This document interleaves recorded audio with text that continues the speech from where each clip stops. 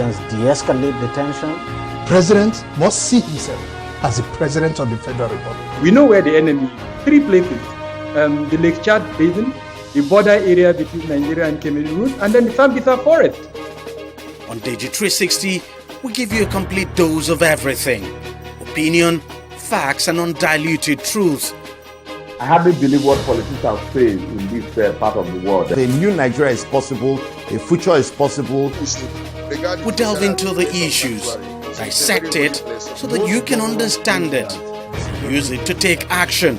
I don't think there's any need for any governor to look for grant for ranching. TV360, dissecting the issues. Welcome back. Now, if everything had gone according to plan, Nigeria should by now be getting its refined petrol from the Dangote petrochemical refinery. On May the 22nd, 2023, former President Muhammadu Buhari inaugurated the $19 billion, 650,000 barrels per day refinery meant to revolutionize crude oil refining in Africa. Now, the refinery, I should say, was expected to meet 100% of Nigeria's requirement of all refined products and also have surplus for exports. In fact, during the inauguration, this is the timeline given by the president, the Dangote Group, Alhaji Aliko Dangote. Take a listen. Our first goal is to ramp up production of the various production to ensure that within this year, we are able to fully satisfy our nation's demand for higher quality products to enable us to eliminate the tragedy of import dependency and stop once and for all the dumping in our market of toxic substandard petroleum products. Our first product will be in the market before the end of July, beginning of August this year. Well, it's now almost 1 month after that timeline now given by Alhaji Aliko Dangote, and production is yet to begin at the refinery, leaving everyone wondering what the problem could be. Now, the failure of the refinery to actually produce, which was expected to mark Nigeria's exit from the League of Oil-Rich Nations, which are heavy importers of petroleum products, is coming at a time when Nigeria is struggling with the impact of fuel subsidy removal. Oil and gas experts Alex Ney and the CEO, Cowrie Asset Management, Johnson Chukwu, now join me on the program to discuss more on this. Let me start with you, Mr. Ney. You are an oil and gas expert. Are you surprised that the Dangote refinery is yet to begin production? What could be the problem? Well, when the refinery was commissioned, I was wondering, to commission a refinery that is not even dropping 1 liter of any product is an aberration. But it happened. So for one reason or the other, it happened. I'm not surprised that this is where we are. You know, normally for you to commission a refinery or anything like that, things should be ready. And basically, we are still in the yo-yo mode because whoever is running the economy, we tie all these things into place. And it's okay, by August ending latest, we'll be having refined products. All these are part of the planning for the country. So when you start doing yo-yo things like this, it makes one feel as if we don't know what we're doing. Well, as someone who has played in the industry for a very long time, what do you think could be the problem? What could have prevented production from beginning, especially after Alhaji Dangote himself gave that timeline that we were supposed to see oil come out of that facility now between July and August? Well, the possibilities are there. You know, there could be some scheduled things that they think is going to happen that will make it to run. And at the 0 hour, they find out that it's not possible. But I'm not surprised. The people who are running the refinery, putting the things together, should have come up clearly and fixed a date that it will happen.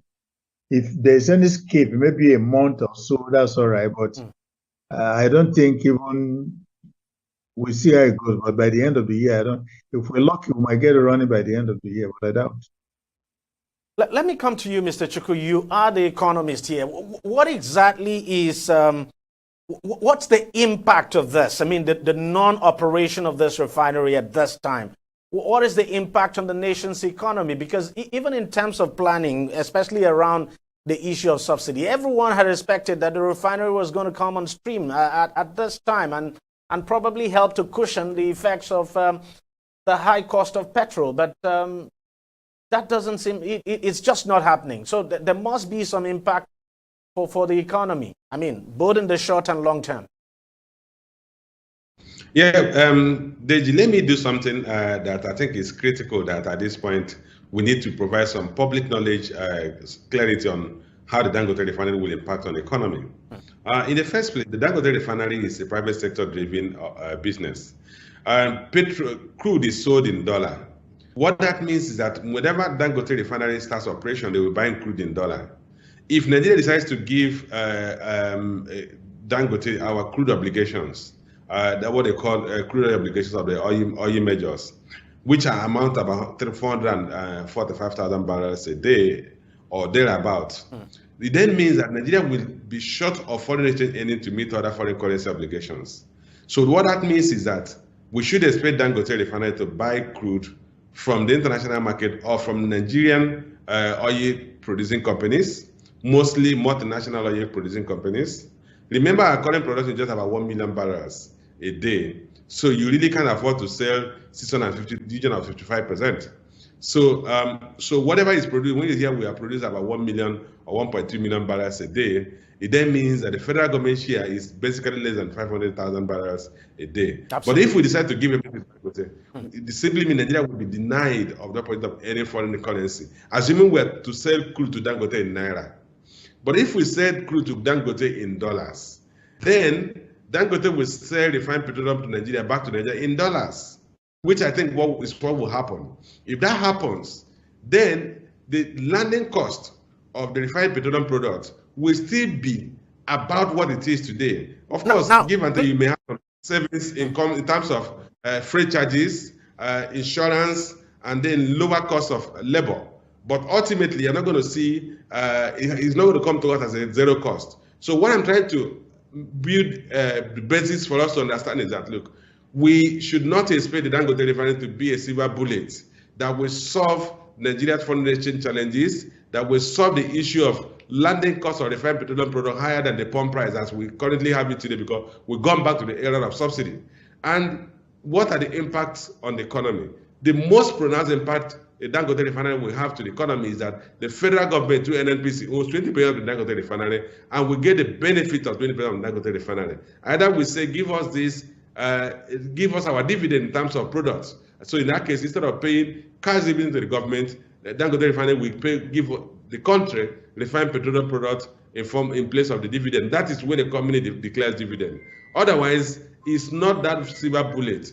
There are benefits, obviously. Like I said, the freight cost of shipping crude from Nigeria to Netherlands to refine it and shipping it back to the country will be eliminated. But certainly, we will still have to do with the foreign exchange need of the country to import refined petroleum product, whether from Dangote or from any of the more global oil marketing companies. There's something you just said that I want you to expatiate on, the idea that, look, Dangote will have to sell oil to us, I mean, locally now in dollars and not in Naira. Would you expatiate on that?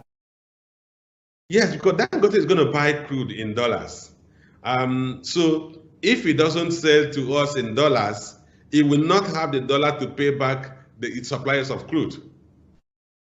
If he sells Naira, refined petroleum to us in Naira, it still has to go back to the central bank and ask for central bank to allocate FX to it so that he can have dollar to pay its suppliers of crude. So ultimately, the appropriate thing that will happen is Dangote will sell refined petroleum product to the country in dollar, so that it will have the cash required to pay for crude that it's going to buy. Even if Dangote is going to buy crude from Nigerian international oil companies operating in the country, because crude oil is sold in dollars, it will still have to pay those companies who do their mining crude in the country. It will still have to pay them in dollars, and he has to pay them the ruling market price. Today, we're talking of crude about $92 to $94 per barrel.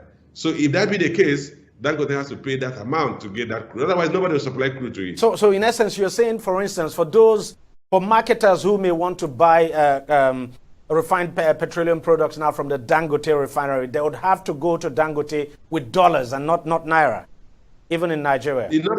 Not just that, they have to open letters of credit. Dangote refinery is situated in a custom-free zone, which is an export-free zone. So if you have to buy a product from them, you're likely going to open letter of credit.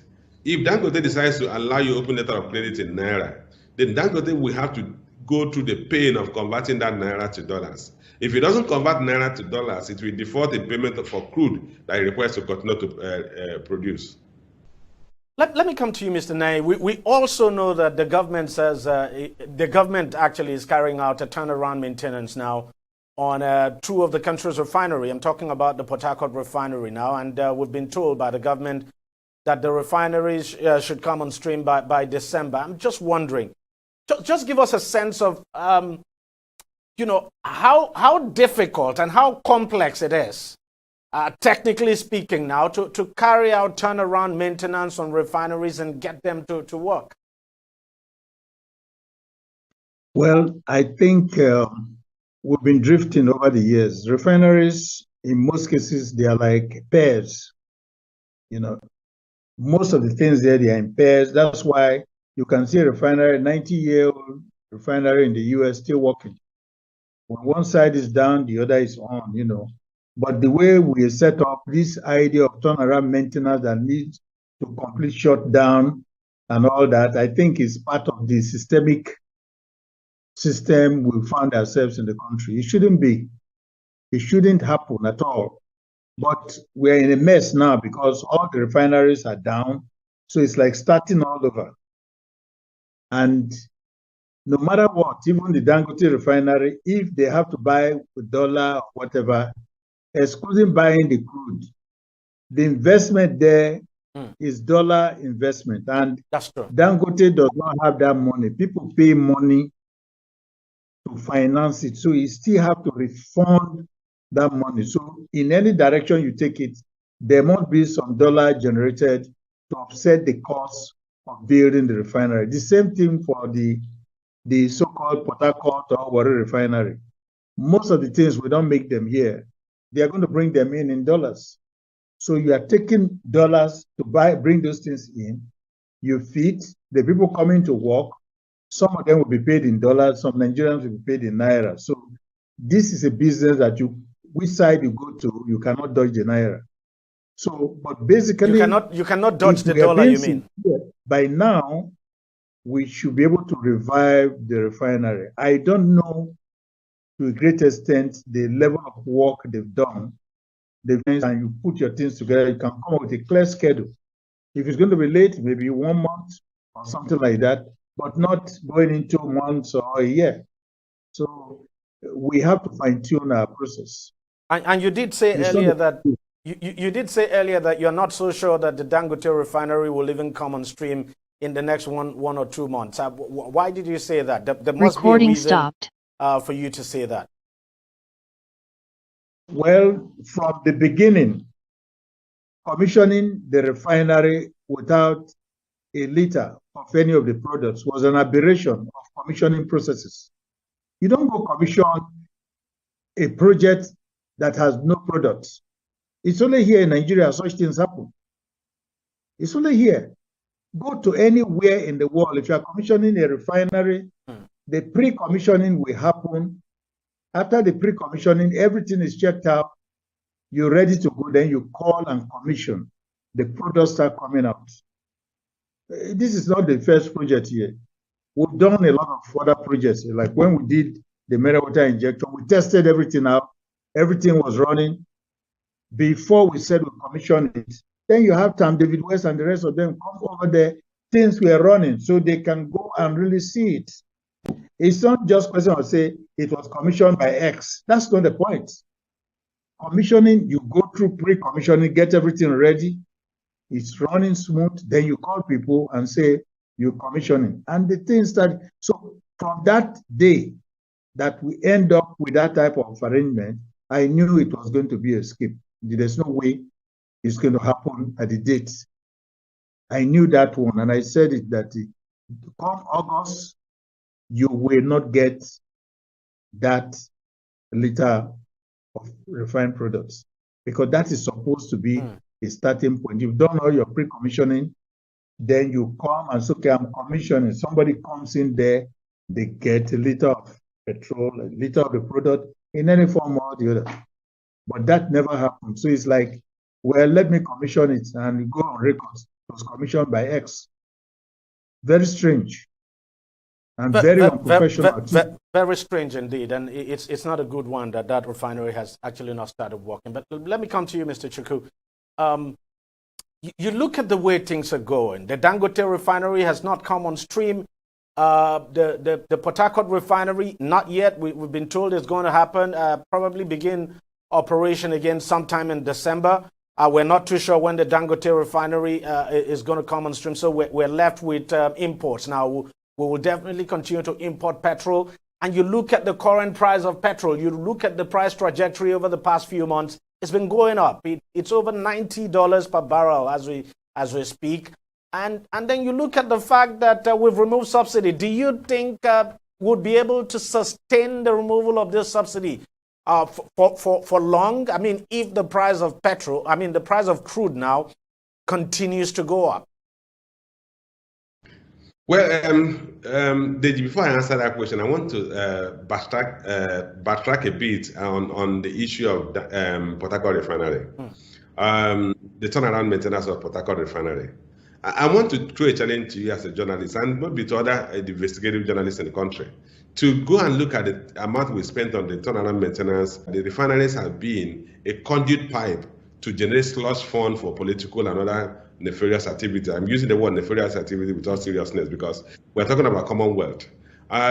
We know that the refineries have become obsolete. The FCCD of these refineries have become obsolete. That's the fluid catalytic cracking devices of the refineries have become obsolete. And therefore, no amount of money you throw to those refineries will make them become economically efficient. If you cast your mind back to when Dr. Ibe Kachukwu was the Minister of State for Petroleum, he did give a commitment on the timeline for the turnaround of the refineries, Port Harcourt, Warri, and all the rest. He eventually came back to all of us as a people to say, look, for every barrel of crude that is produced, that refined in these refineries, the quantity of the products that a refined product comes out is far lower than the value of the crude that we're putting into refining, because the systems have become obsolete. And that's the heart of a refinery. So if we talk about, we have spent about another $1.5 billion at the pre-election period, in preparation for the election, and we say we wanted to turn around the Port Harcourt refinery, we're giving timelines. I think we should stop deluding ourselves. Those refineries should be scrapped, and the monies that we're spending on them better invested in either a new refinery or in other social or fiscal infrastructure in the country. Back to your question. The issue around subsidy today is that we have gone back to the subsidy era, and that's the most painful aspect, because we've gone through pains as a people to exit subsidy, only because we did not manage the exchange rate issue. Because if we had managed the exchange rate and had a relatively stable exchange rate, we would have been only dealing with movement in the price of crude and the price of plat, that is ICE, and that's an increase in the price of refined petroleum product. And that increase maybe from $84 to about $92 for crude, and we're talking of maybe ICE, or maybe in the region of, plat in the region of maybe 1,100. So the increase in the landing cost of refined petroleum products, exchange rate had remained relatively stable after the harmonization of the exchange rate, wouldn't have been as drastic as it is, and therefore they would have been able to pass it on to consumers. But because we've seen a major divergence in the exchange rate, and because you're importing this product, so the landing costs have become so huge that it's impossible to pass it on to the average consumer. And the government has begun to absorb a differential between the landing cost of petroleum products and the pump price. So we're back to the subsidy era. So the question of whether we can the government can sustain the subsidy removal is that the government has already reversed that process. Immediately, the government made an announcement that they will no longer increase the price of petroleum products. So that automatically means we have frozen the price. If you have frozen the price in a product that is landing cost is increasing on changing on a daily basis, simply means you have subsidy built into it. And I'm just wondering, what's the way out of this? Well, the way out is we need to get the fundamentals of economic management right. Two variables should not have been moved at the same time. You cannot allow the exchange rate to continue to move and a level that is unmanageable at a time when you just remove subsidy. I had advocated that we need to take out the subsidy and at the same time harmonize the exchange rate. But in harmonizing the exchange rate, I also expected that you're going to achieve some level of stability in the exchange rate, because it's not necessarily the rate that we dollar changes to the exchange to the naira. The problem is that you wake up in the morning, they tell you it's 9:30 yesterday, today is 9:70. And then you can plan. But is that not what some of you have always asked for? I mean, because I remember you have always campaigned for the floating of the naira, and that's what we have now, and that's what we're seeing. What we have asked is that you should harmonize the exchange rate and allow some market forces to intervene in determining the exchange rate. There's no way in the world where exchange rate is left at the whims of the market forces entirely. And that's why every country has a central bank. If you don't have a central bank, you subscribe to a common currency central bank, like the European Union Central Bank. So there must be somebody who manages the currency, who keeps the reserve, who intervenes when there is an uncommon and unusual movement in the exchange rate to achieve stability. So that is what is lacking, because the government, before they removed the subsidy, as well as harmonized the exchange, they did not take the necessary measure that should have been put in place. And of course, that intervention too would depend on how much you have in your reserve, if you've got the funds to really defend your currency. I mean, in terms of forex. Let me tell you, the critical thing about currency stability is about confidence.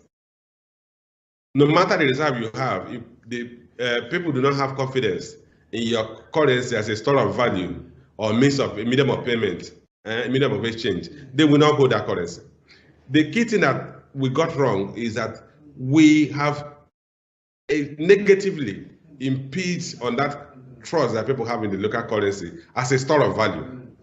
If at the point when we wanted to harmonize the exchange rate, we had a reserve to clear the areas of unmet letters of credit that had matured and needed to be negotiated, payment due to the airlines that had been due for payment all over time, payment due to foreign portfolio investors who wanted to repatriate either dividend or capital that are from the Nigerian naira assets they sold. The least we should have done was have an estimate of this, prepare to meet that, because you can't at the same time allow your values for those investors who had put money, who were holding naira assets, their values, the value of the asset, all of a sudden got eroded by more than 40%, and at the same time they can't access it. So there's no way you should expect others to come in. And that is what is missing. It is not harmonizing the exchange rate. If we had done that, we would have gotten to a point where people would say, okay, wow, we have harmonized the exchange rate.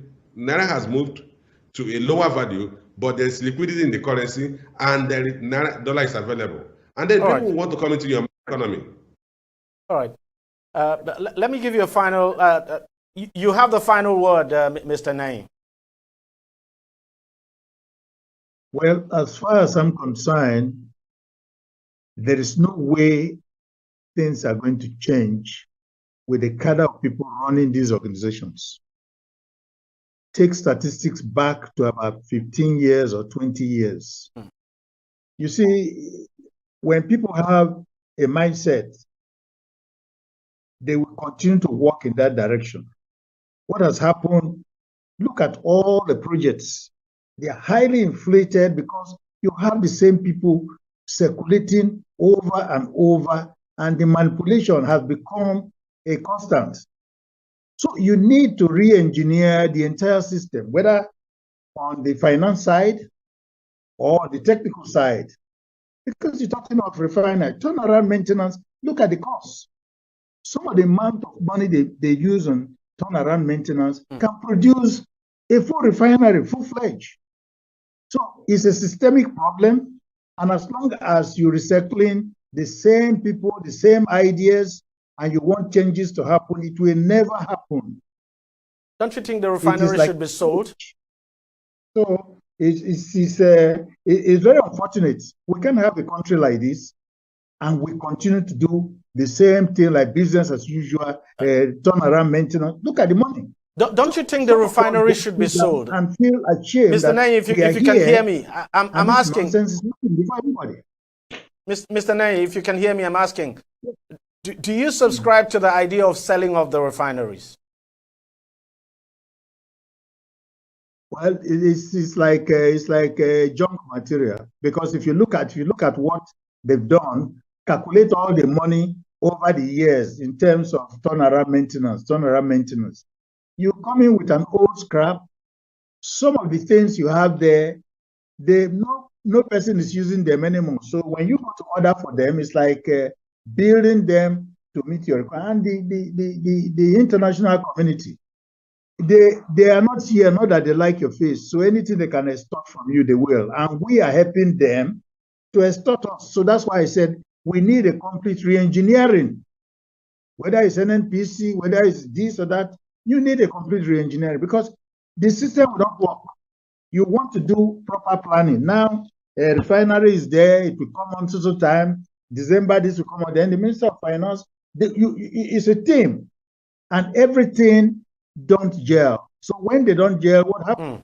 They fall apart. So we have to go back to the drawing board and look at the capability of the people. Like NNPC, for example, is overdue for a complete overhaul, because it is like monkey go, monkey come, and just like that. So you're not going to find anything different.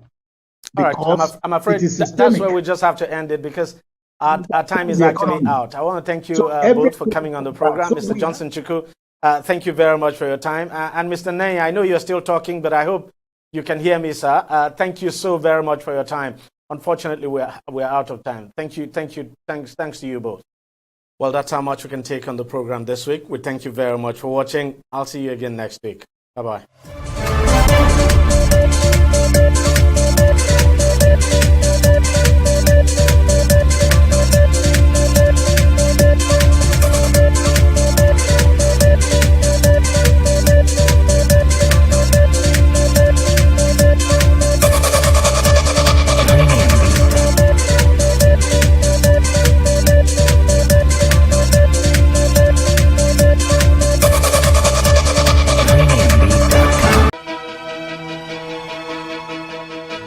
Opinions are free. Fact.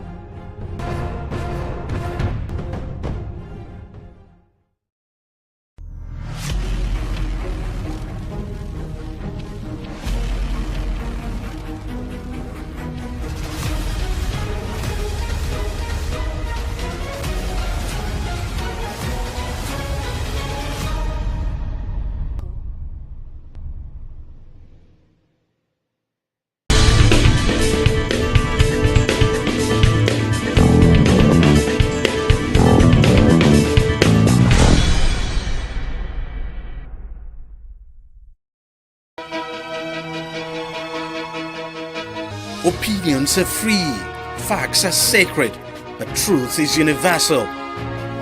How, in practical terms, can we, for instance, de-escalate the tension?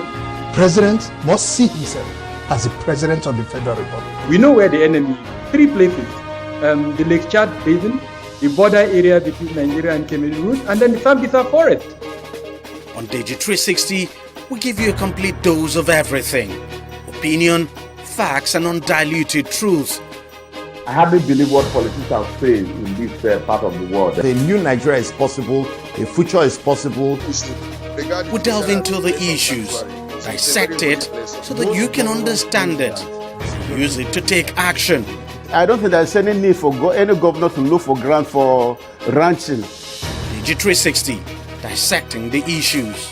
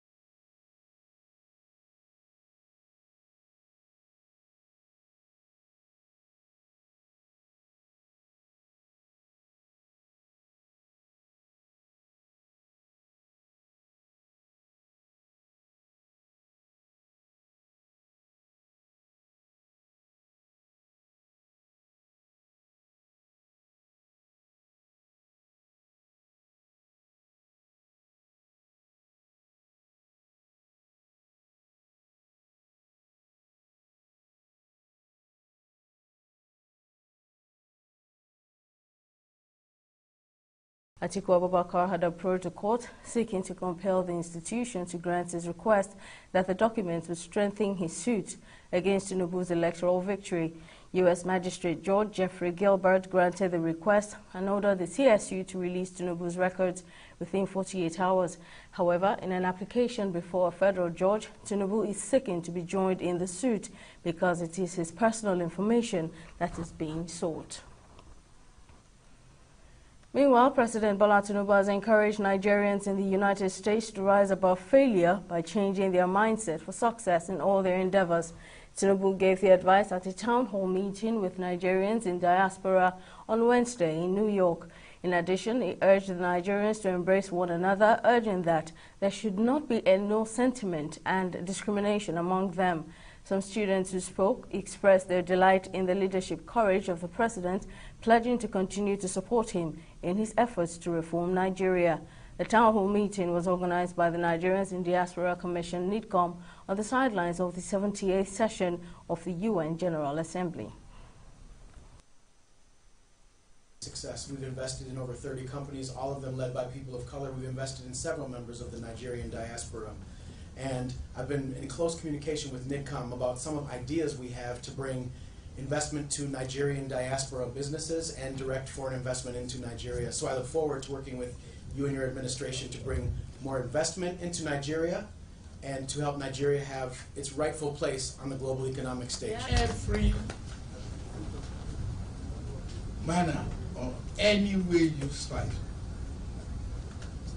there's always going to be an opportunity in everything you do, if you know how to search for it, if you put your mind to it. You are lucky to be one of those ones who are celebrated for good manner behavior and operating the system in a manner that the society will accept.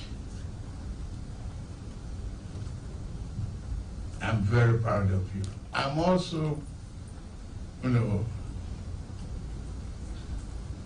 a beneficiary of great Nigeria's inspiration,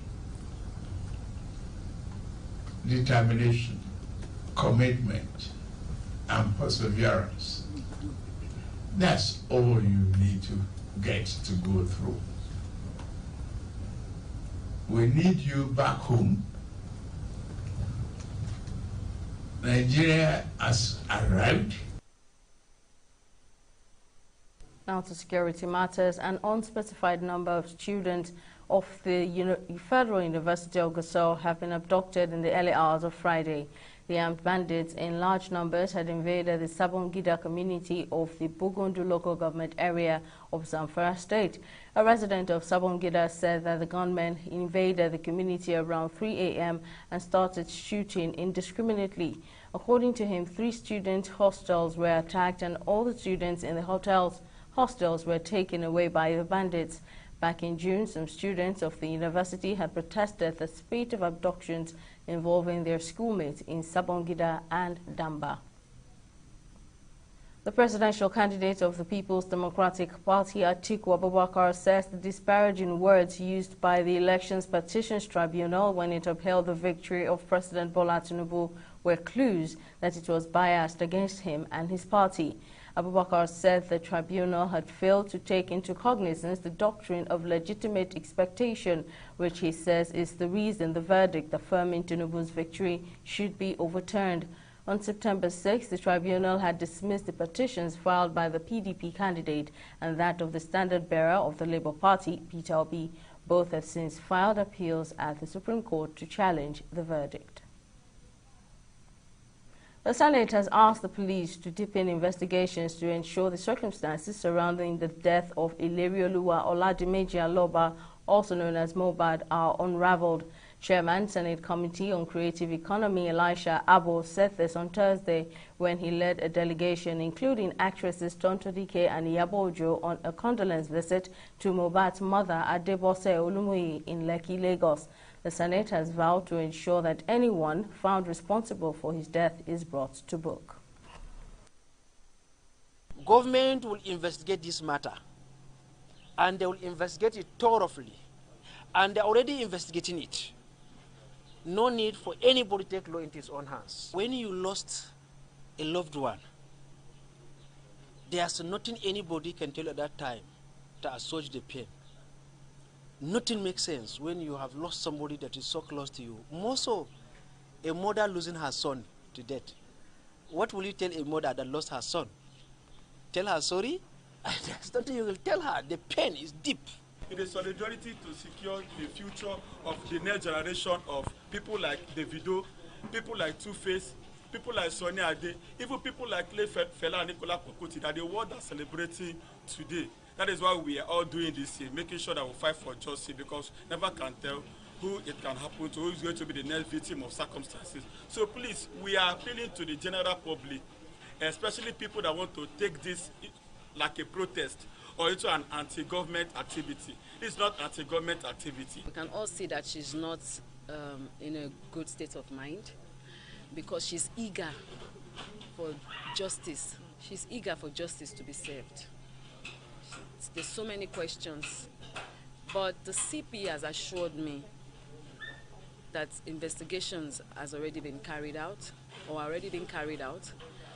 Some people have been arrested, some people have been summoned. Apart from the 2 names that we're all talking about here, other names have been put down and they're all been invited for questioning. In other developments, the Lagos State Police Command has disclosed that autopsy on the remains of the late singer Ilerioluwa Oladimeji Aloba Mohbad has been concluded and the result is being awaited. The command's spokesperson Benjamin Hundeyin disclosed this in a post on his X account, formerly Twitter, on Thursday evening. This comes hours after the police spokesperson disclosed that the singer's remains was exhumed from his graveside in the Berugbe area of Ikorodu for autopsy. Following the controversy that trailed his death, the Inspector General of Police, IGP Kayode Egbetokun, had ordered the investigation into the rapper's passing, asking the Lagos State Police authorities to carry out a thorough probe. Amid ongoing proceedings to impeach Ondo State Deputy Governor Lucky Ayedatiwa, senior advocate of Nigeria, Ebunolu Adegboruwa, has said he does not think the Ondo State Governor, Rotimi Akeredolu, is involved in the move. There have been claims that the Ondo State House had leveled allegations against Ayedatiwa with the aim of impeaching him. Ayedatiwa, who took charge of the affairs of the state until September 7, 2023, before the governor returned from 3 months of medical leave in Germany, with many pointing accusing fingers on the governor over the impeachment move. As part of measures to curb car theft across the country and protect citizens, the Lagos State Police Command Ikeja has launched its Central Motor Registry CMR, an enhanced form of car registration. Speaking at a press conference on security issues, Police Public Relations Officer Olumuyiwa Adejobi said the digital format will effectively serve the purpose of obtaining additional information from members of the public about stolen vehicles and to aid investigation of stolen vehicles and vehicle-associated incidents. Through the raid operations they carried out, they have arrested nothing less than 950-something suspects, and many of them have been taken to court. Not talking of years, I'm talking of 2 months or 3 months or thereabouts. Because we noticed that people trooping to Federal Capital Territory, they have no means of livelihood. They just hibernate in some of these shanties. And that's why we have destroyed shanties in Federal Capital Territory. Move towards major roads in FCT or major areas, major communities. We have destroyed some of these shanties because we cannot afford to be keeping some of these people within the Federal Capital Territory. So on kidnapping, we are on it. And those many have been rescued and hot. And generally, those that have not been rescued, we are working with the National Office of National Security Advisor, who coordinates internal general security, and of course all the senior officers, particularly service chiefs and the IGP, they meet on a regular basis to see how we can rescue.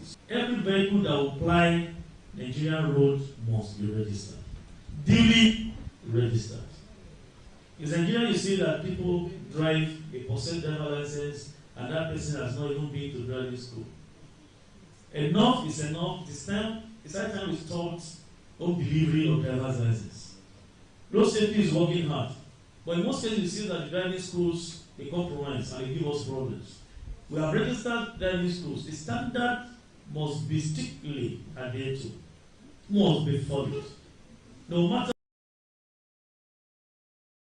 what you have, if you don't come to driving school, you don't come to driving school. The Australian High Commission in Nigeria, in conjunction with the Media Coalition and Awareness to Halt Human Trafficking, has premiered a film with the title My Story, a 30-minute movie about human trafficking, child marriage and child labor. The advocacy film aims to create awareness and amplify the voices of those affected by human trafficking, as well as facilitate meaningful dialogue among the stakeholders from various sectors. Our correspondent Emeka Mako files in this report from Abuja. According to the 2023 Global Slavery Index report, Nigeria is ranked 38 out of 160 of the countries with the highest number of slaves at 1.6 million. And the National Agency for the Prohibition of Trafficking in Persons, NAPTIP, reports that from 2019 to 2022, 61% of human trafficking in Nigeria happens internally, while 39% is generated from cross-border trafficking. Women and girls represent 84% of the 15.4 million in forced marriages and 59% of those in private forced labor. It is such an unenviable record which the Australian Charge d'Affaires to Nigeria and a Nigerian legislator describe as sad and tragic. It's a very sad statistic. It is a scourge that affects huge parts of the world, but it is a tragedy that there is such a high percentage of young girls here who are denied their futures, really, and through poverty, through gender inequality, are forced into these marriages or into situations that denies them a future. Who thinks that his own way of livelihood should be through trafficking humans? This is baffling, and I really can't understand what is in their minds. So it is for all of us, Nigerians and the EU media, to mount a very serious campaign on this. Worried by the prevalence in the country, the movie My Story, sponsored by the Australian High Commission in Nigeria and implemented by the Media Coalition and Awareness to Halt Human Trafficking, seeks preventive action against human trafficking, forced labor and forced marriage. Human trafficking is complex, so it needs a multisectoral approach, which one of the sectors is the government. So surely we work with the Nigerian government, we work very closely with NAPTIP, and we work with the UN, we work with IOM, we work with different sectors of society, and we do take the films outside the shores of Nigeria. So one of the beauties of making a film is that your film can go to places that you cannot even go. The organisation, MeCat, reached out to us with this particular proposal, and we thought, here is a fantastic opportunity to get messages out to the community where these messages really need to be made. And I think we all saw tonight, it's a really high production film, and full congratulations to MeCat. Some characters in the movie, while sharing their experiences, called for an improved resilience against exploitation and the need to equip Nigerians with knowledge about human trafficking. It's amazing. First, because they are passionate about the story itself, they're passionate about telling the world about what people, like real people, go through. And I love the fact that the director, that's Anne Abel, is very passionate about human rights, about girl-child education and marriages. One thing I'm going to tell you, this is the fact, this is the reality happening in our society, happening in our homes.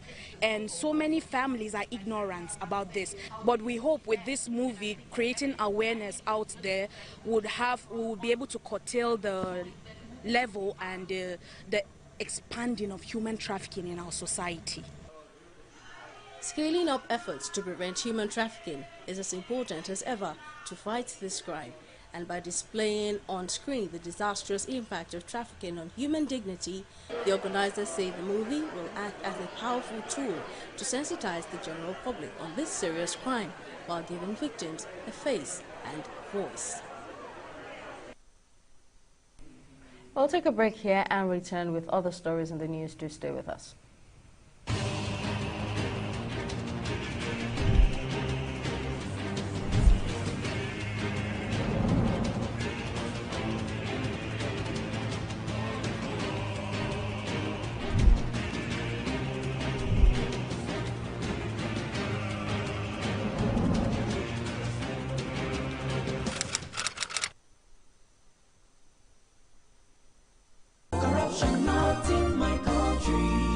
It's about the files your secretary presented to me regarding the company's salary. Yes, the figures don't seem to add up. I suspect there's some form of a discrepancy. Precisely, sir. Keep the figure that way. That's problem, sir. That's my money. I'm sorry, sir. I can't do that, sir. See how padded your teeth are. Are you telling me you cannot pad up figures? Sir, padding is against best auditing practices, and it's a form of corruption. It's true. Accountant. You were testing. Thank you, sir. That's it. Macaulay. Yes, sir. You are fired. Huh. Yeah. Fine, sir. Rather than watch corruption grow under my watch. Padding is a form of corruption and not in my country, sir. Corruption not in my country. Stop corruption now. Welcome back. In case you missed any of our news bulletins or for more updates, you can catch us on Limex World TV or log on to our website on www.tv360nigeria.com. You can also follow us on our social media platforms on Twitter, Instagram, and YouTube at TV360 Nigeria, or download our mobile app on Google Play Store and Huawei App Gallery. On Facebook, we're at TV360 Online.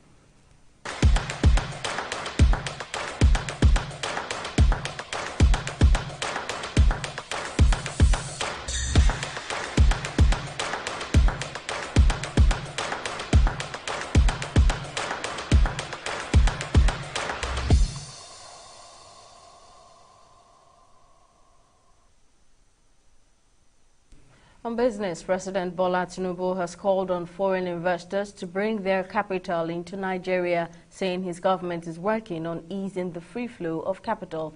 Tinubu said this just before he rang the closing bell of NASDAQ in New York, marking the conclusion of a trading session.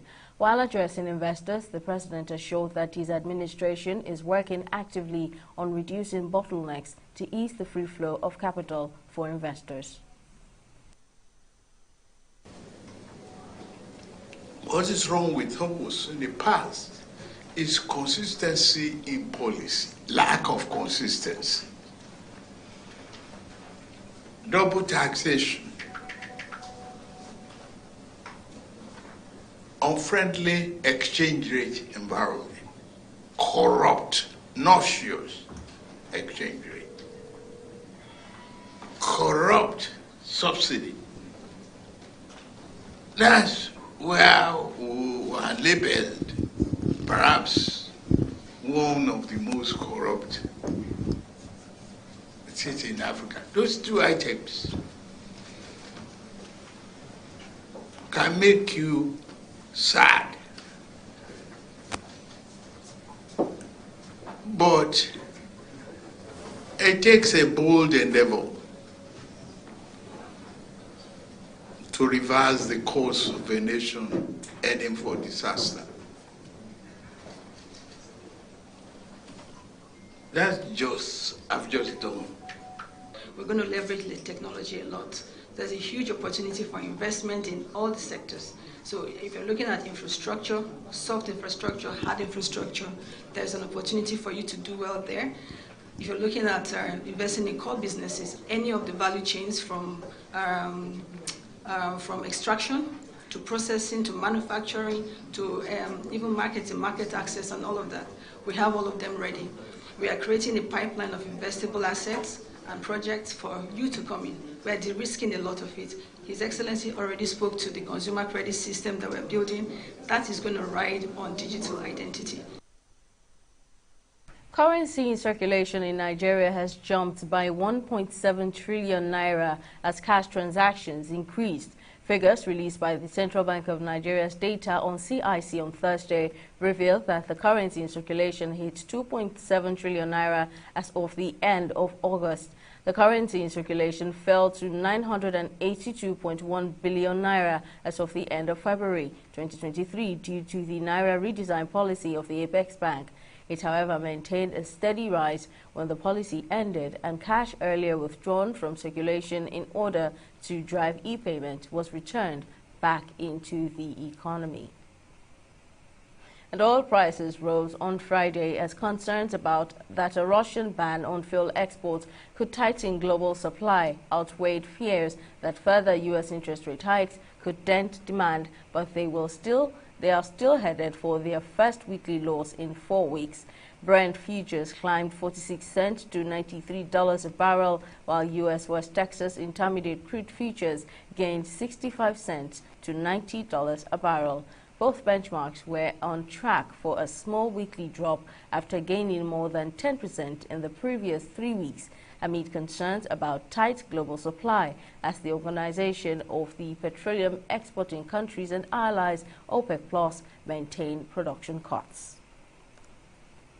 On the global scene, Sudan's army chief has warned the United Nations that months of war in his country could spill over into the region, and he has called for international pressure to be placed on the paramilitary forces he is fighting, including their designation as terrorists.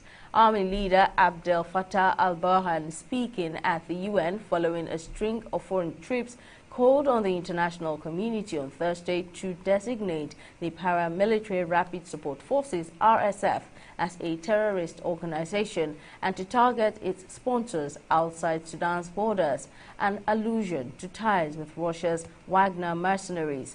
Since the crisis began, the U.S. and other Western powers have been strongly critical of Burhan. And finally, in sports, Super Eagles head coach Jose Peseiro must submit his final 23-man squad for the 2023 Africa Cup of Nations not later than Wednesday, January 3, 2024 rather. The Confederation of African Football, CAF, has directed all the 24 countries that will be participating in the biennial competition to submit their final squads 10 days before the start of the competition. Pesero and the other coaches are also expected to submit a 55-man provisional squad before the end of the year. The three-time African champions could face holders Senegal, host Cote d'Ivoire, Algeria, Tunisia and Egypt in the group stage. Cote d'Ivoire will host the competition from January 13 to February 11, 2024. That's our bulletin on News Now this morning. Thank you for watching. I'm Simisola Adibon.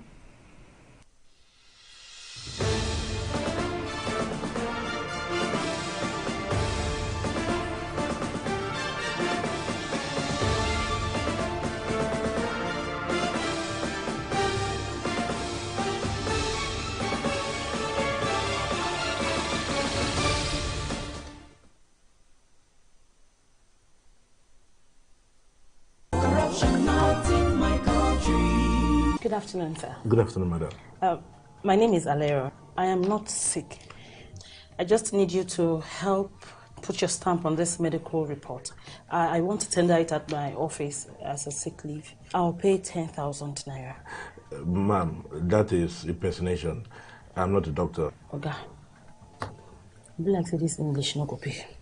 I go increase the money to 20,000 naira. I beg. You know, if I give you that 20,000, as you wide, so you know, if it still help your condition more. So you don't say you spread well. As I spread like virus, I'll be. You talk. Come out! If person come your hospital, talk to make you give am fake medical report, make you go take collect sick leave. Talk and say no, na corruption, not in my country. Corruption not in my country. Stop corruption now. Opinions are free, facts are sacred, but truth is universal. How, in practical terms, can we, for instance, de-escalate the tension? President must see himself as the President of the Federal Republic. We know where the enemy is. 3 places.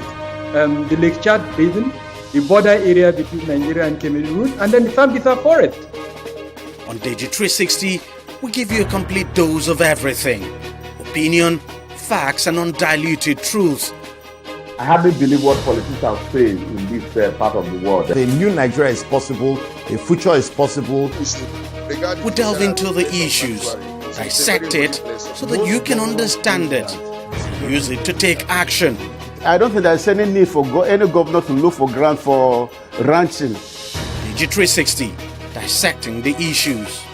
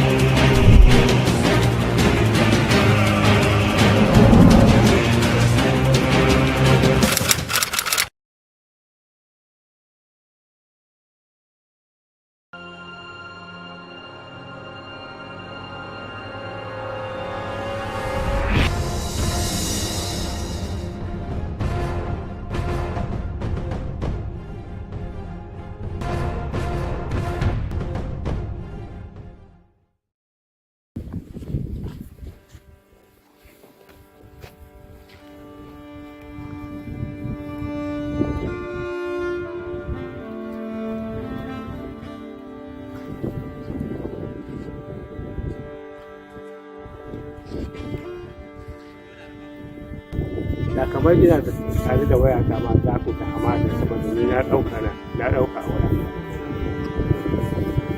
saboda ne kamar yanzu kamar ana mutum yana shirin bidiyo na gargajiya ko ka tona hamada ko gurin kiwon ma babu gonakan ka babu ma maganar gonakai duk inda muke da gonakai gurin sahara ya ce gurin kiwo sahara ya ce kuma taku da kanka ma kana tafiya wallahi kana sai ka yi kana tafiya wani gangare ka shiga ko ka dan ka sai ya tubi da kana tona ma ba za ka kama shi karuwa yake ma karuwa ba an ce akwai ma'aikatan ma Farmers and herders in Nigeria used to enjoy relative peace as they interacted with each other. That is no longer the case. It is estimated that between 2016 and 2018, over 3,600 lives were lost to the crisis between the two groups. In the first half of 2018, about 300,000 people became displaced for the same reason. Northwestern and North Central Nigeria have notably been the heart of this violence. But the crisis is spreading fast to other parts of the country, including the South. Several factors have been identified for the wave of bloodshed: rapidly increasing population figures, rapidly dwindling resources, which both groups rely on. Also, the pattern of migration of the traditionally nomadic Fulani cattle rearers has been changing. This is due to rising insecurity, improvements in veterinary medicine, hostility from locals and state governments, and a bunch of environmental factors including climate change, desertification, loss of vegetation, and water scarcity. In Yobe, northeast Nigeria, the relationship between the scarcity of natural resources and increased violence is obvious. From the encroachment of the Sahara Desert to the shrinking of the Hadejia Nguru wetlands.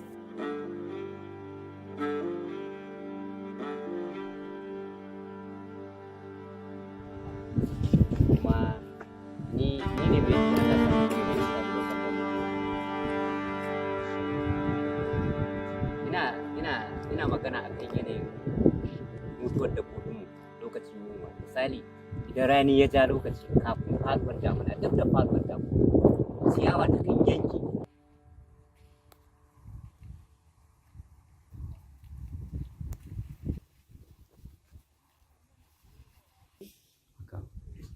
Wato matsalar da muke samu na ita kwararwa hamada. Mu dai faru na gama in particular daga Fulani gabar da nan kenan da muke zo har zuwa Gumsi. The challenge of climate change and the consequences of climate change on the environment, especially when you look closely at environmental degradation and the competition for resources, in this instance specifically for land and water, has in several instances generated conflict. There is virtually no part of the northwest, not to an extent north central, and then northeast that you go to that you don't see receding water bodies, and how this is having a huge impact on the socio-economic well-being of and livelihoods of the people in those communities. And so the likelihood of migration from the core northern states into some parts of southern Nigeria is something that is real. Zakari, a village in Yusufari, northern Yobe State, lies on the fringes of the Sahara Desert. About 50 years ago, it was like any other arid northeast Nigerian community, with decent vegetation, a smooth road network, sun-baked mud buildings, and a great many people who had lived there for generations. Now it is just miles and miles of sand dunes. Desert encroachment has pushed out the majority of the residents, many of them herders. Malam Musa is one of many herders in Gaidam who have now resettled in the Song area of Adamawa.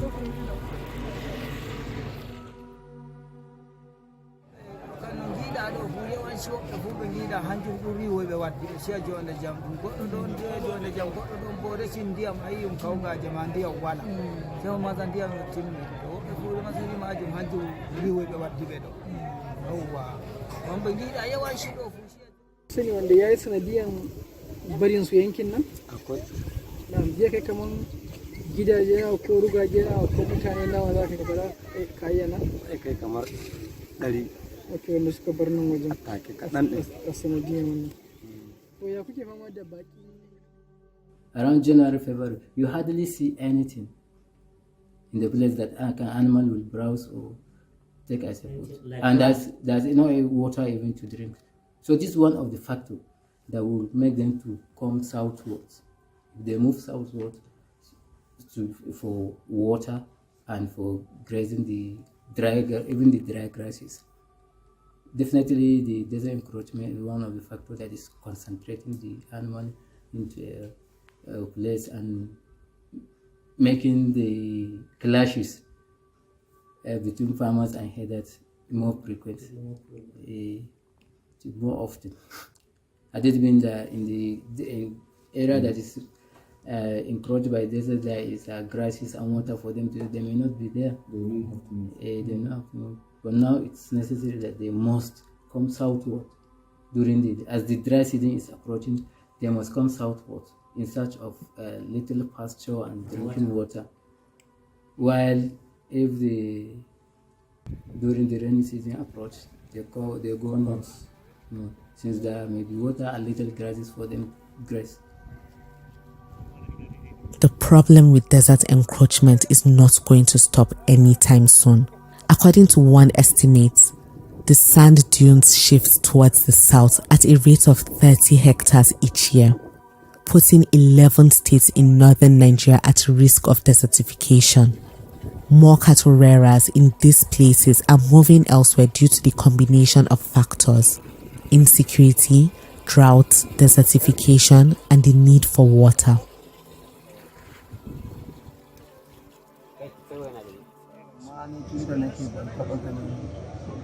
Ruwan baɗi irin na ban ba, saboda ruwan kowa ya ji fadama bai sha ruwa ba, gashi kuma ga gurare gonaki ko ina fili ya ƙare ba gurin yau to shi ne makayayan da suka zo ga lamirin anan mun yi da mu da su a kan mu kore su.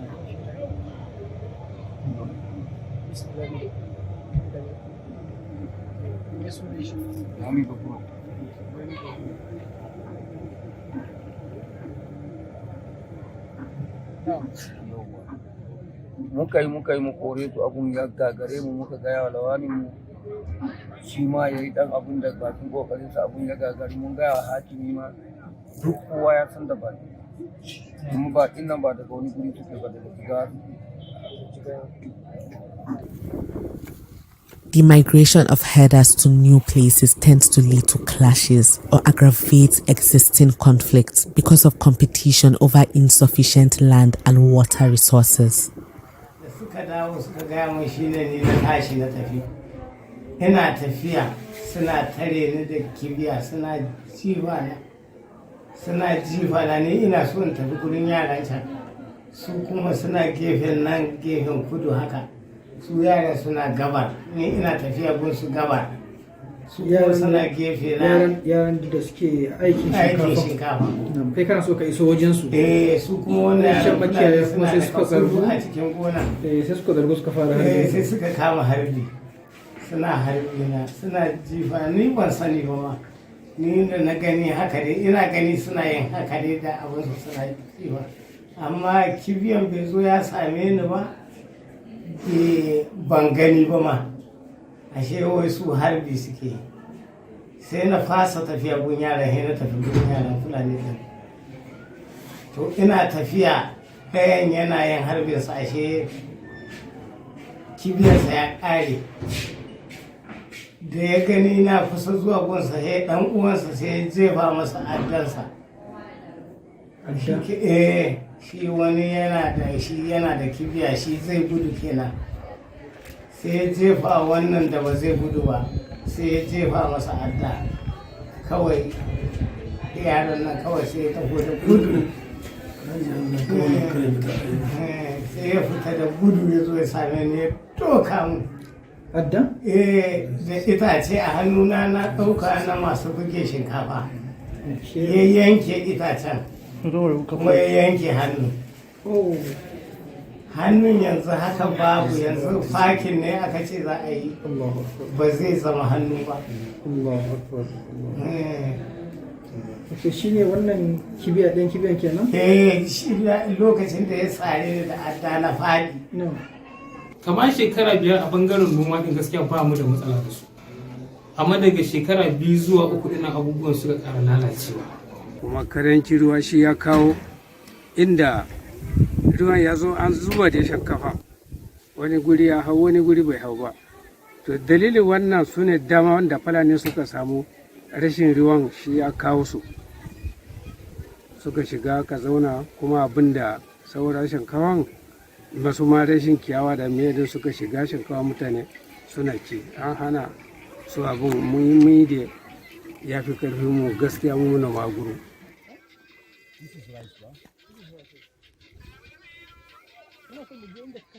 In Nguru, about 100 kilometers west of Yusufari, is a section of the Hadija Nguru wetlands.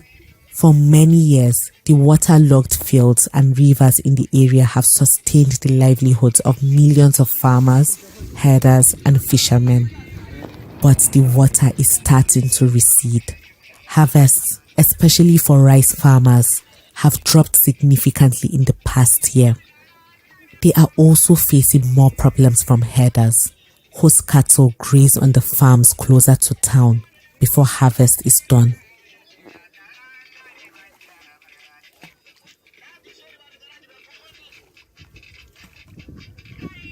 To gaskiya wannan dai inda dai da ruwan dai hakan duk ba za ta faru da yawa ba.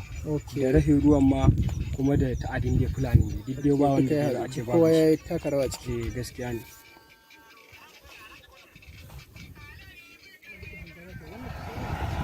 Yanzu a ganin ka me kake gani ya kamata a yi wanda zai iya magance wannan abun ita buɗewar ne ko kuma an da an buɗe ruwa din za a iya samun saukin kan abin hanyar ruwa idan ta riga ta gyaru zaman lafiya tsakanin tunda daɗin ruwa yana zama ba wani matsala tsakanin da can asali din da ruwa yana zaune muna zaune da ruwa daga baya kuma ruwan ya yi karanci zuwa yanzu shekara kamar 12 da akwai ruwa baya amma zuwa sosai ba sa ɗaukan su kamar muhimmanci gona biyu haka aka ci kowanne a baya ina samun 30 gona biyu ina samun 60 babu ɗaya kwano ɗaya ban samu kuma na yi yunkuri na ji na gaya ciyama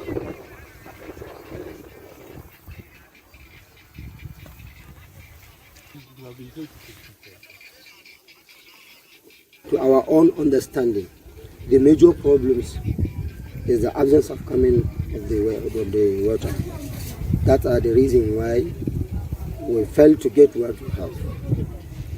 Lack of water. They are all affected in the land. We have only source of water.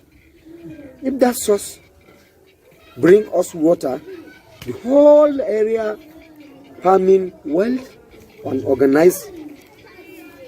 And then if there is no water from that only center we have it, we all lost. And what we understand now, the farmers at Onguru, they have already failed.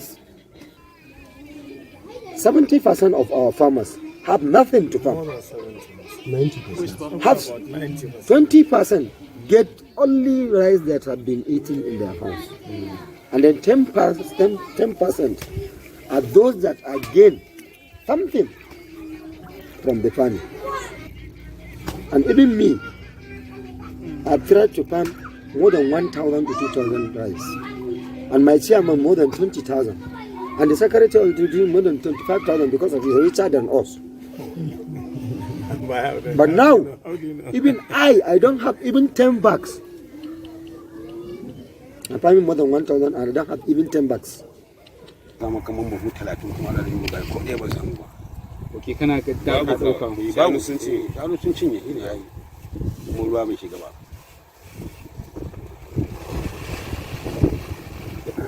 Some footprints of the cows or plants that they've eaten. Akwai da zamu iya ganin zamu iya daukan hoton da can waje a cikin shi. To a tsarin mu na uku kare na ba sai mu ya ga gaba da wannan.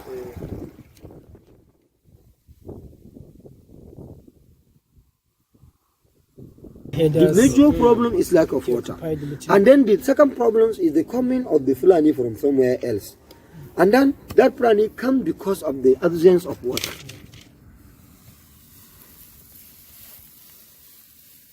Three factors have been identified for the water problem: the proliferation of the invasive taifa grass, the construction of dams along water roads supplying the wetlands, such as the Tiga Dam in Kano, and droughts.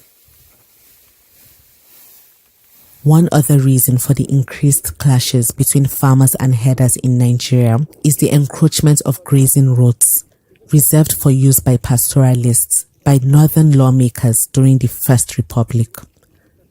These grazing roads and reserves are now being converted into farmlands and other structures. This makes it difficult for herders to move about freely without trespassing, and has repeatedly been used as an excuse.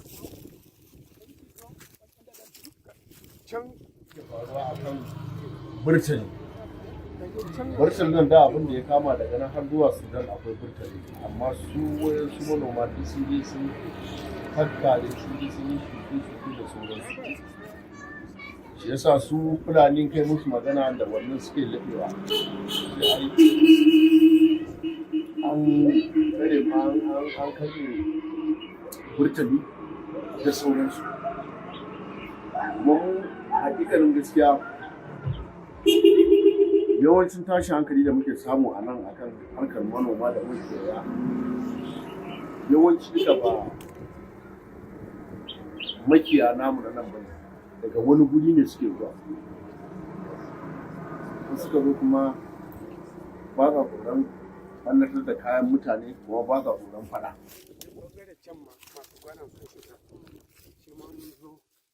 Even though the Nigerian government has kick-started attempts to revisit the grazing roads, experts say this is not the long-lasting solution that is needed. The era of open grazing, in my honest opinion, is over. Yes, as a temporary measure and to allow for a de-escalation of the current situation that we're in, there may be a need to allow some form of movement, but that movement should be generated towards encouraging ranching and encouraging some more other sophisticated type of livestock rearing.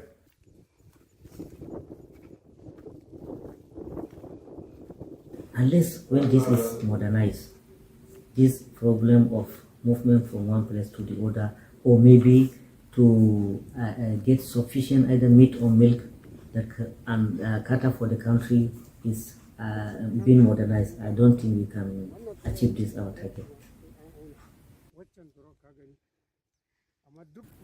One of the problems, as I told you earlier, is that those people that are handling the animals refuse to go to school.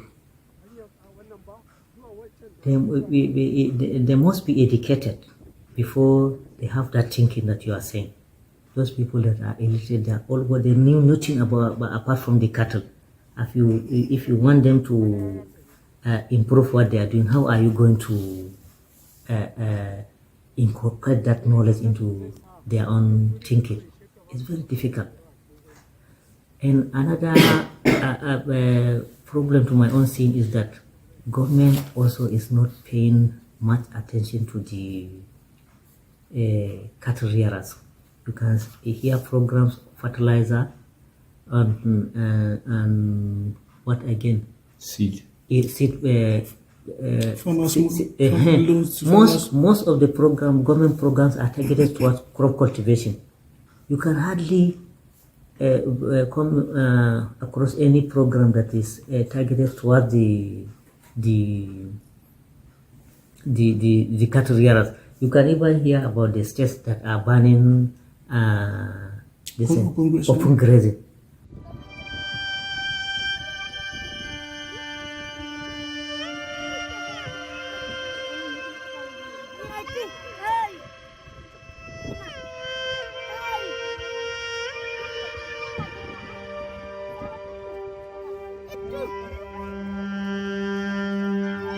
Mu masu karamin karfi ne, abinda muke da shi ga daren mun tattara mun je mun zubar a jeji, domin wannan in ya fito a shi da mu samu abin da mu ci mu taimaka yan uwa mu marayu ne, to amma babu an riga an cinye yanzu haka nan haka sidda yanzu haka nan da rigar da zai samu a cikin kwari.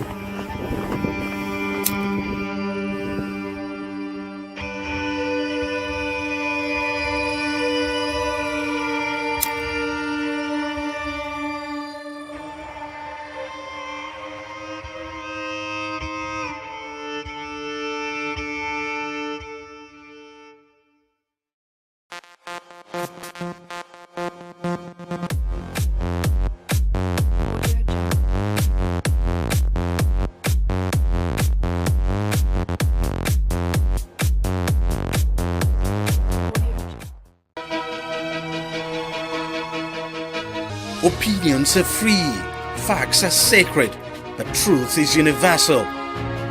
How, in practical terms, can we, for instance, de-escalate the tension? President must see himself as the president of the Federal Republic. We know where the enemy is. 3 places. The Lake Chad Basin, the border area between Nigeria and Cameroon, and then the Sambisa Forest. On TV360, we give you a complete dose of everything. Opinion, facts, and undiluted truth. I hardly believe what politicians say in this part of the world. A new Nigeria is possible, a future is possible. We delve into the issues, dissect it so that you can understand it, use it to take action. I don't think there's any need for any governor to look for grant for ranching. TV360, dissecting the issues.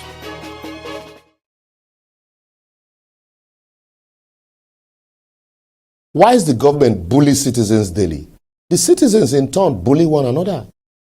I choose to bully the law, bully the Constitution. By virtue of Section 1371E of the Constitution of the Federal Republic of Nigeria, a person shall not be qualified for election to the office of the president if within a period of 10 years before the election he is convicted and under a sentence of an offense involving fraud and dishonesty. Paragraph D goes further to say that such person is under a sentence or fine for any offense involving fraud or dishonesty. In 2007, if you remember, because of the quarrel between then President Obasanjo and his vice Atiku Abubakar, who is the PDP candidate of today, over Atiku's presidential ambition, just like the one between Obaseki and Shaibu Nedu, Obasanjo set up an administrative panel of inquiry that indicted Atiku for embezzlement of the then PTDF funds. Maurice Iwu, then INEC chairman, swiftly disqualified INEC, who was with the current president of the country, Bola Ahmed Tinubu, then in Action Congress, from contesting the 2007 general election. The party and Atiku approached the court, and the Supreme Court, in considering the entire Section 1371 of the Constitution, held that the disqualification envisaged by that section, since it's against the safeguard of presumption of innocence as enshrined in Section 31 and 5 of the Constitution, that trial and conviction by the court is the only constitutionally permitted way to prove guilt, and therefore an administrative panel of inquiry indictment was not a conviction or sentence as envisaged by the Constitution. That is why, despite Governor Wike's administrative panel of inquiry that indicted Amechi for the monorail, it didn't stop Amechi from becoming a minister. That's the law. So bully the law. If you think that forfeiture of money or property, like in the case of Ekweremadu or Desiani, that had forfeited property despite not being convicted, is still a conviction or sentence by the court, contrary to the provision of the Supreme Court, then I no fit help you. So continue to insult me, I don't mind. On the issue of uploading and transmitting election result electronically by INEC, while this current INEC leadership, just like their counterpart in 2007, we are boasting everywhere that we are going to conduct credible election and transmit election results real-time online. But they didn't tell you that they inserted Regulation 93 in that their rules that categorically stated that online collation shall only be resorted to where hard copies is not available. And where both hard copies and electronic result does not exist, then copies added over to police and the polling unit agent shall be used for collation. So you can imagine, just like Hope Uzodima's case, the court could accept result sheet from police provided they were not cancelled by the INEC according to their guidelines. So didn't the political parties see this regulation before the election? So bully your laws. I don't even want to talk about the provisions of Section 135 of the Electoral Act that says elections shall not be invalidated by reasons of non-compliance, provided that the non-compliance is not substantial enough to affect the outcome of the election. So who determines substantiality? So please bully your laws. I've been at the presumption of correctness or regularity in favor of INEC by the provisions of the Evidence Act, that once results are announced by INEC, those results are deemed correct. Didn't the political party know all of this before going to bed with INEC? Why are you using the hope of the people as pillow? Why are the people not bullying the laws? Why this government today is celebrating and calling this court judgment as victory for democracy and requesting every party to obey. How many court judgment has this same government obeyed so far? Attorney General, take note of. Even though I'm not a fan of Emefiele, why would a court grant someone bail and a court celebrating a court judgment, a government celebrating a court judgment today, has refused to obey that same judgment? We can globetrot to look for foreign investors, but I tell you, without obedience to court order and rule of law, no investor will take us serious enough to invest in our country. Investors go to an environment where their investment will be protected by the law, irrespective of who is in government, and are assured that the courts will be swift in dealing with cases, and judgment against government are also obeyed swiftly. A deep thinking also will reveal that a country where government and court realize that justice delayed is justice denied, and citizens are certain that the rule of law will be obeyed by government irrespective of position of power, most people will be willing to quit the stage to give room for young people to come into governance. Otherwise, everybody go want remain for government. For protection of self and business interests against passive enemies, an election will continually be a do or die affair, while the ordinary people continue to bully one another. Remember, in 2014 to 2022, it was APC bully, insulting everybody online that disagrees with Buhari's ineptitude. But today, it is the turn of Labour Party cyber bullies as they threaten and bully dissenters to their belief. So don't worry, someday a new bully will emerge to face these current ones. But as we continue to educate ourselves, refuse to be bullies. I will therefore advocate until we challenge and channel our energies to bully our laws, to change our constitution and electoral laws, to strengthen the local government and place the burden of proving election irregularity and integrity on the umpire INEC instead of the participant who lost the election. Also, we must remove the nomination of electoral umpire like the INEC chairman, national commissioners, and resident electoral commissioners from the hands of the president to the hands of stakeholders as recommended by Waste Panel report. We must also ensure obedience to the rule of law and court orders, irrespective of who is involved, is observed. Otherwise, we can insult one another as we like today. Any new government will come tomorrow will repeat the same process and pattern, as local government election will be strictly selection by government, irrespective of party. So bully your laws, they are all the same.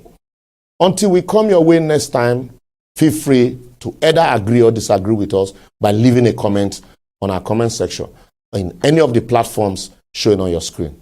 And as we go, remember, crude oil is selling at $19 per barrel.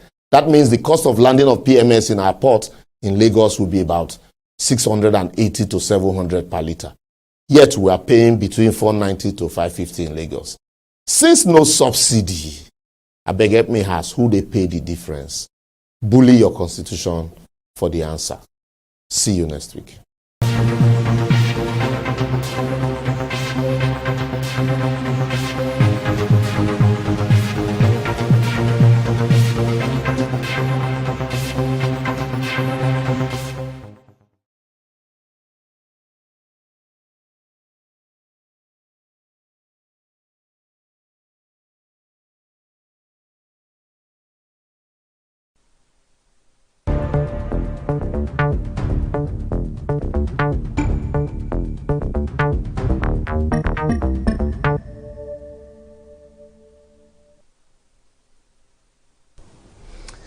Welcome. Now, this is the conversation, and as you know, the tradition is that on this program, what we do is to give you our take. Of course, I'm not the only one on the show. I have Nelson Ekojimi with me here in the studio, and joining us today for the second episode from Abuja is Libros Oshoma, who joins us via Zoom. Libros, thank you very much for joining us on the conversation.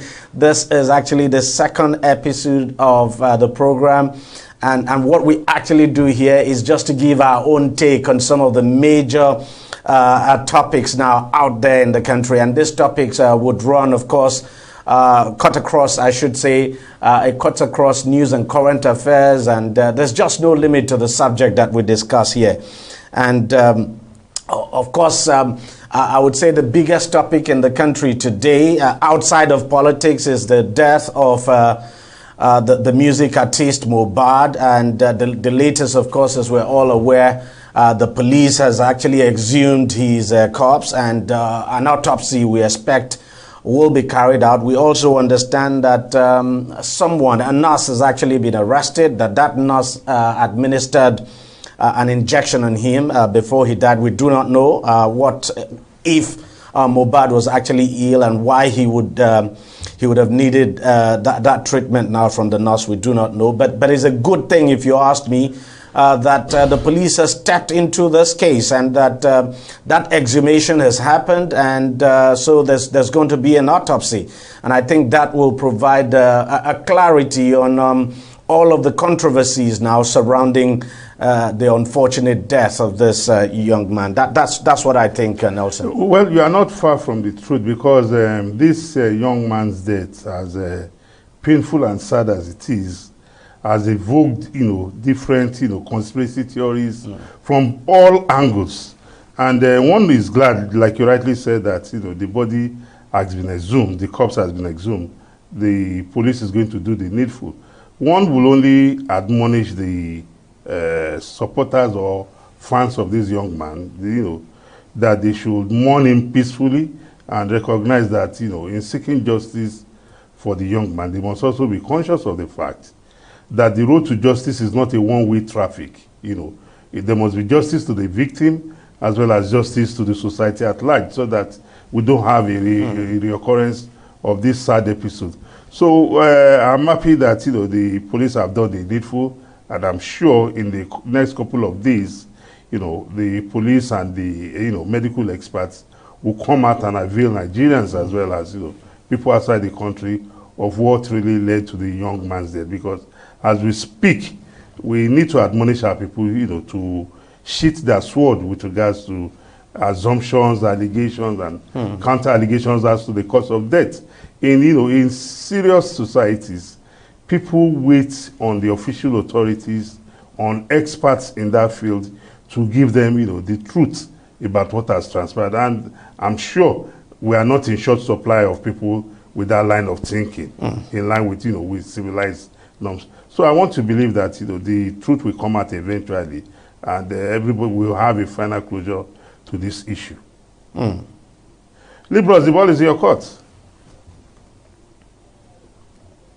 I have a slightly different views from Nelson, and I think that two things comes to mind first and foremost.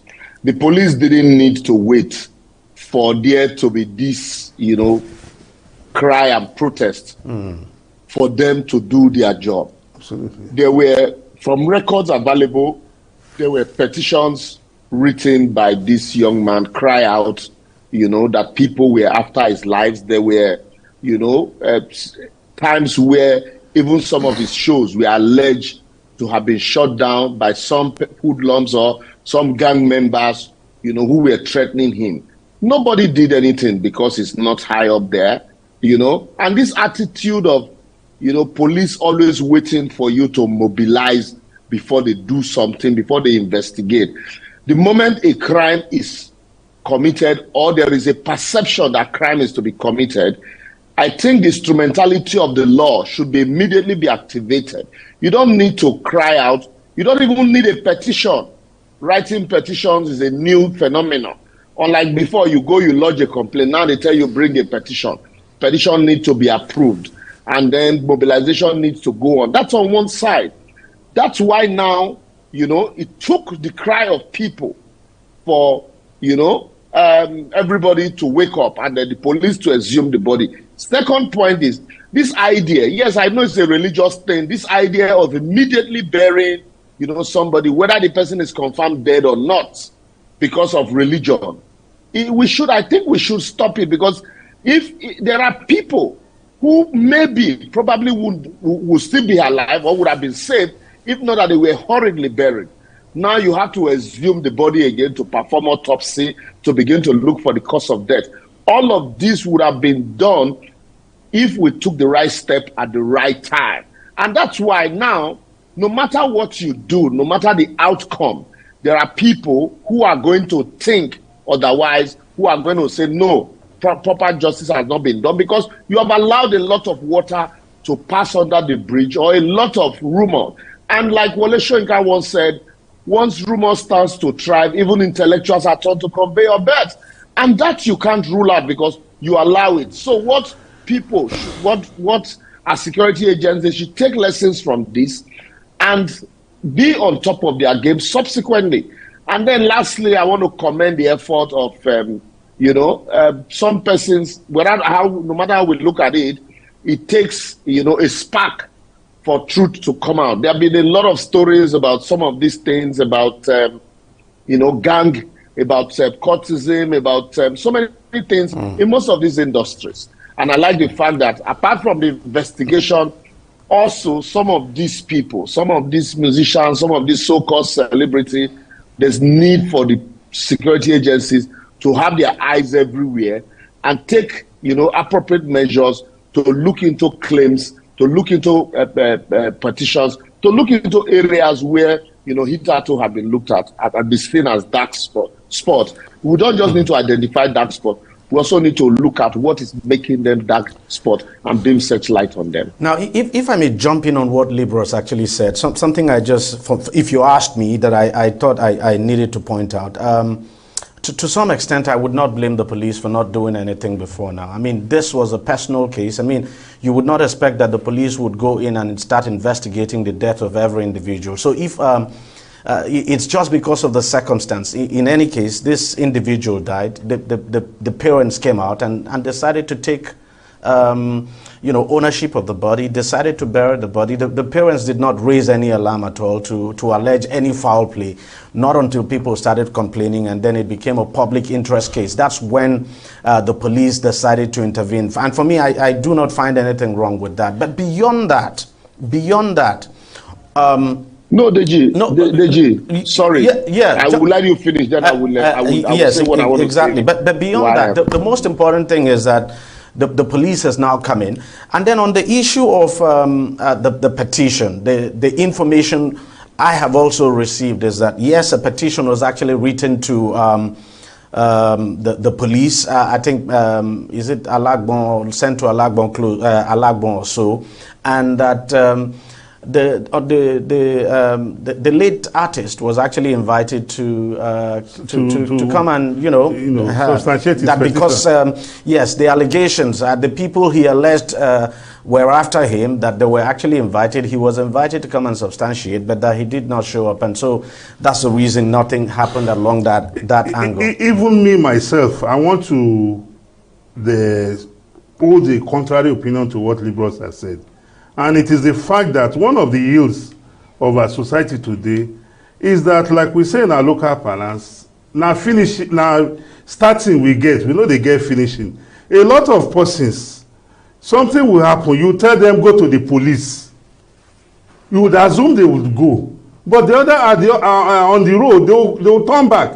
When the thing now escalates or develops in another form, that is when they will now recognize the police. I don't agree with you that a petition has to be written. No. Go on, you have the floor. I am a lawyer. I have had cause to eulogize the police for doing what is right. But on this case, I am telling you that there's what they call preliminary investigation. Yes. The police should have conducted a preliminary investigation. It is not in every case you ask somebody come and make a statement. No, but Libros, the question is, should the police, if nobody actually went to complain to the police, what do you expect the police to do? How do they? If there's no formal complaints, for instance, you would have expected that the father of this boy, the lead singer now, that the parents would have gone to the police. But, it's gone beyond them now, if you ask me, because it's now a public interest case. Yeah. Deji, let me explain to you.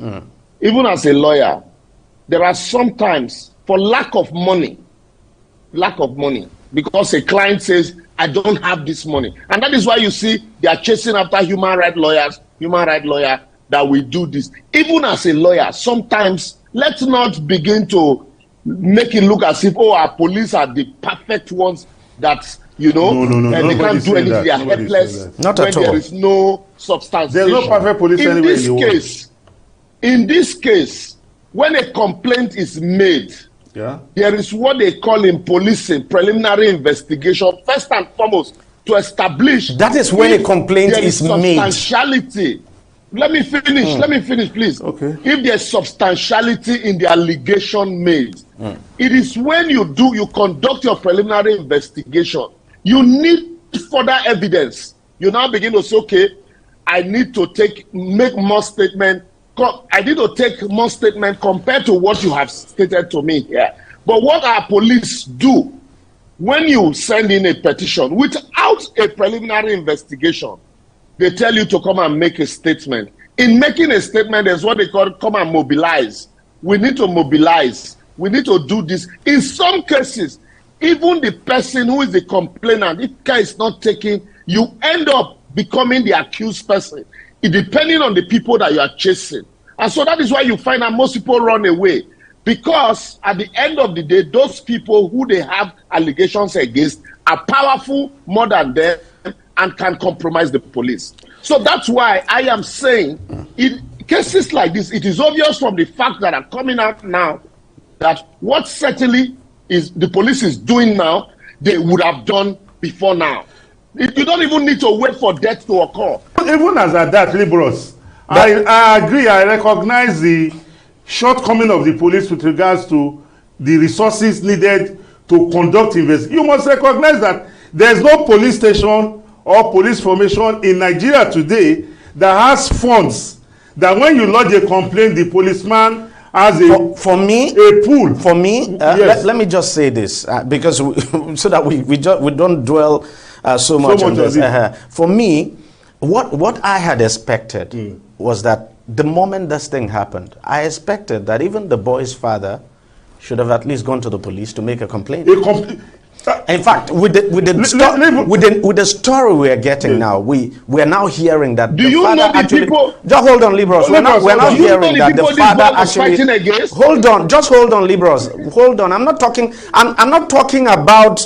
I'm talking about even after the death had occurred. Yeah. You understand what I mean? Even after the death had occurred, you would expect that the father would have gone to make a formal complaint, especially if he suspected foul play. Yes. Make a formal complaint. That did not happen. And we're even hearing now that the father wanted to bury the guy the same day. And even, the same night. Even as a liberals, I'm sure, I want to be corrected, I'm sure there's a law in Lagos that makes it mandatory for an autopsy to be conducted on any corpse before it is buried. So I wonder why the father can bury that young man without obtaining a death certificate, because the death certificate cannot be issued. But I mean, we know that is common here. Even as common as it is here, if somebody dies, before you can take him to a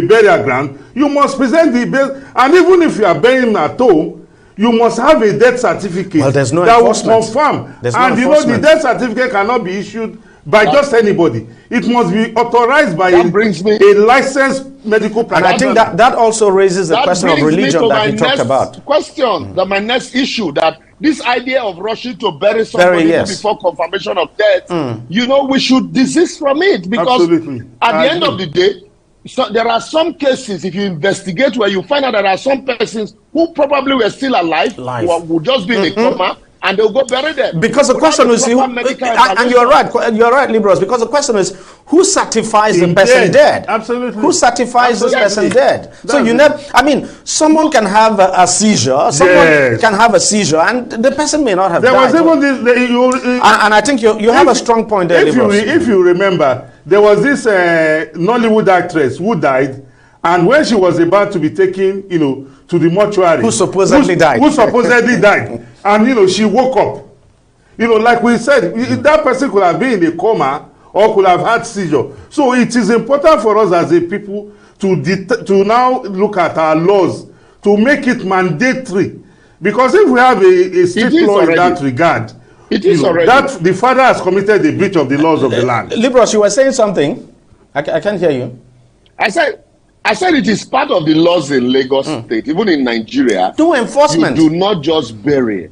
No enforcement. That's what I'm saying. My third issue quickly is the fact that You know, we can't gloss over these things. No. Absolutely, no, absolutely. It involves human life. Poverty, because of the poverty in the country, there are some persons who are taking advantage of these things to either indoctrinate,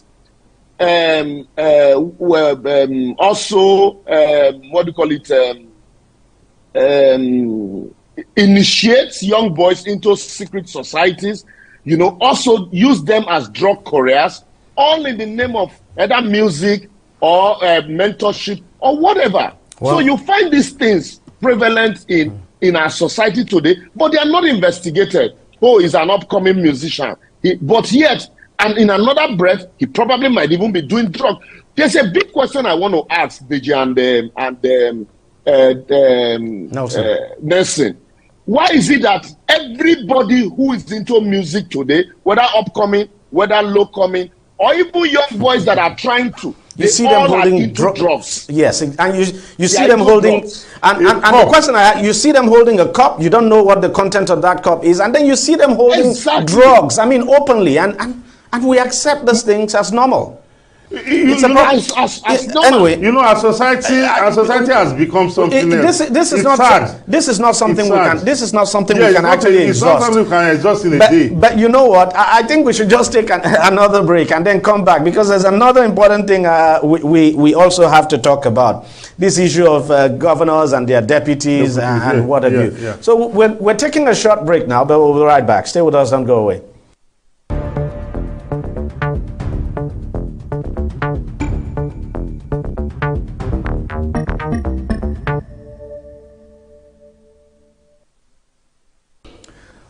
Welcome back, and this is the conversation, of course, and you have me here.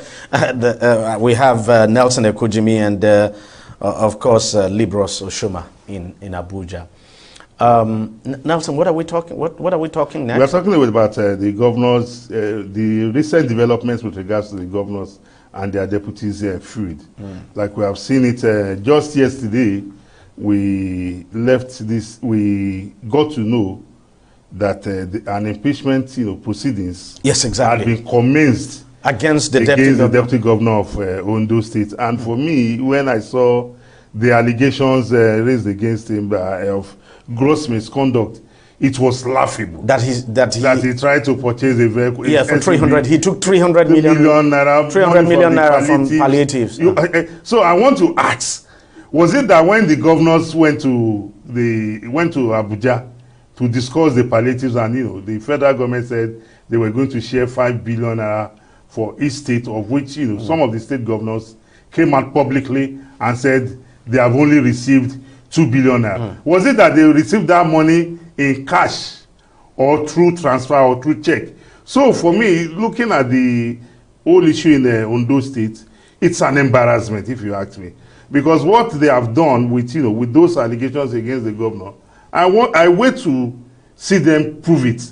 But to me, it's an assault on my sensibility as a Nigerian, that you can tell me that a governor, an acting governor, can have the boldness in this era where everybody's eyes is on the issue of the palliatives, that even as we speak, the organized labor is at loggerheads with the federal government over palliatives.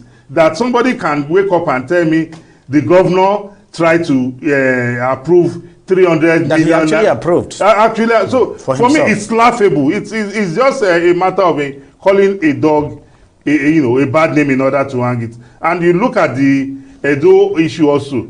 Just today, we also heard that the deputy governor was begging, and I was like, oh my God, where is the human dignity in our public office holders? If your office, I want to believe that Honorable Philip Shuaibu is aware that office he occupies is the office of the deputy governor of Edo State, and not the office of Philip Shuaibu. So he should please allow or not be seen in that office. What I personally have seen in the course of our political history, I mean, especially when it comes to the issue of governors going against their deputies, is the fact that when a governor decides to remove his deputy, he comes up with all manner of charges. I mean, ludicrous charges. The point our is, allegations. He gets the state assembly to dig up just anything, and the truth is, most times, these things don't need to be proven at all. The accusations do not need to be proven because, we know that the state assembly would have made up its mind that the deed would have been done, but just to be seen to go through the normal process. Quickly. We must also not forget that the deputy governor under Rotimi Akeredolu in his first tenure, Agbola was impeached only for the courts to reverse that impeachment yes. today. So we are seeing a repeat of that drama. Yeah, I mean this. So we must awaken the consciousness of the people of Ondo and you're very correct. And Nigerians to this. You're very correct. I mean, this could just be a repeat of that drama because we can't deny the fact that there's no love lost as we speak today between the governor and his deputy. And this whole thing stems from the fact that the deputy governor has the ambition to succeed the governor. There's no question at all about that. And it's not a crime. And there's also no question that there are quite a number of people in the cabinet of the governor and even outside the cabinet now who are jostling to succeed the governor. And that while the governor was away, he opened his ears and listened to a lot of side talks and gossips. People were feeding him with information and all of that the deputy governor was not loyal and all of that. We saw the action of the governor when he came back. He sacked the media aides. The media aides were putting out information that he was dead and all of that. But the truth is, I saw this coming, if you ask me. I saw it coming, and now that the lawmakers have started this, I think there will be no end to it unless, of course, even if the deputy governor goes to court to stop the process, I doubt if they will stop. He can't stop the process. Okay. You see, the deputy governor being a constitutional act of the assembly, no court has the power to stop the process except it is completed.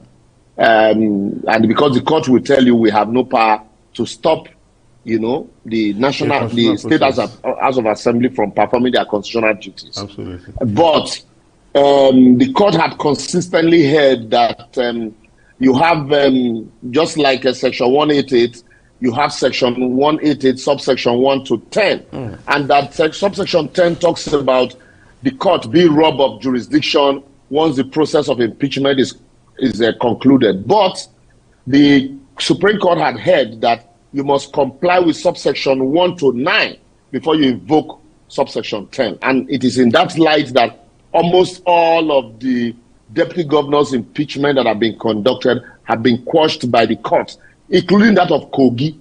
But Deji and Nelson, this actually brought me to the constitutional issue of, insulating the deputy governor's office from being an appendage of the office of the governor, or holding office at the behest or at the request of the governor, because the Constitution only says that the deputy governor shall carry out duties that are assigned to him, by the governor, just like the commissioners. And so with that constitutional provision, what it means is that the governor determines, what responsibility the deputy governor will carry out.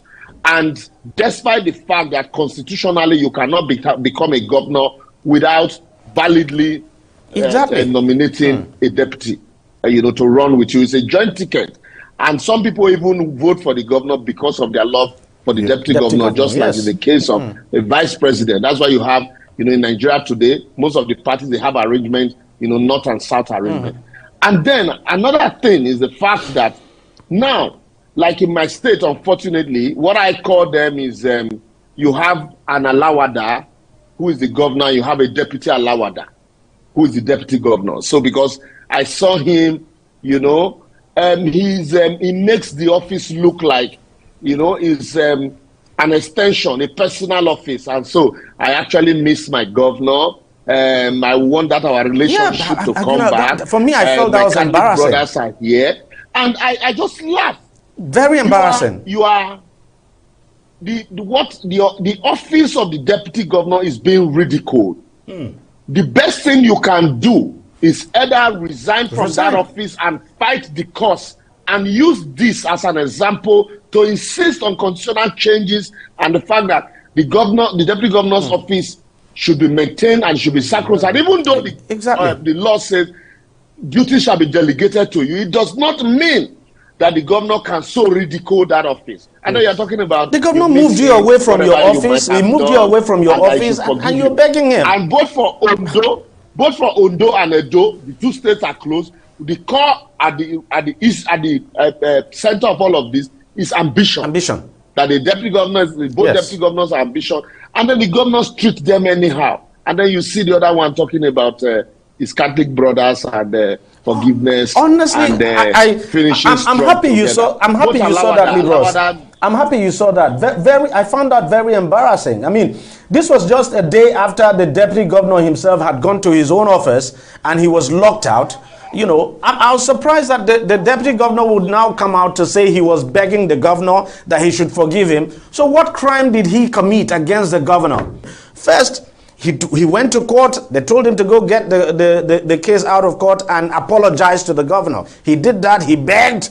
The man still dealt with him, moved him away from his office, allocated the office to another person or group. You forgot he went to a program that they didn't allow him. Yes, he went to greet the governor at a program. The DSS prevented him from even exchanging pleasantries with the governor to greet the governor. And then he went to his office. He was locked out. And then the next day, he comes out again begging, please forgive me. Forgive you for what? What sin? He will so prostrate until you see Philip Shaibu prostrate in public begging Obaseki. Anyway, he has said that anybody that fights God will win, and so maybe that's why. But I seriously, they are telling us that our time is up. They are telling us that our time is up. Honestly, well, we'll continue the conversation again. Absolutely. This is very what is happening in Edo State is very, very annoying. Edo and Ondo. Ondo as well. And there's no going back. They've started that process for Ondo. I think. Yes, I think they are going to remove him, and but we'll wait and see how the court deals with this. So we're out of this place, and we'll be back again. Well, should I say the next episode? Next episode. Yes. Next episode, we're back here. Bye-bye. Thank you. Bye-bye.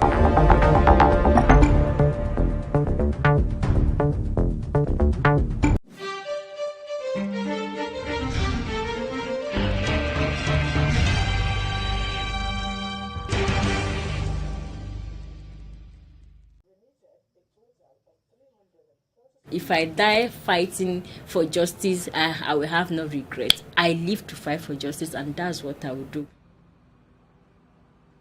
I'm Rashidat Mohammed. I'm the principal partner of Rashida Mohammed & Co., a female law firm founded by me, which happens to be the only law firm in Sokoto, Kebbi, Zamfara. I'm an active member of FIDA, International Federation of Female Lawyers.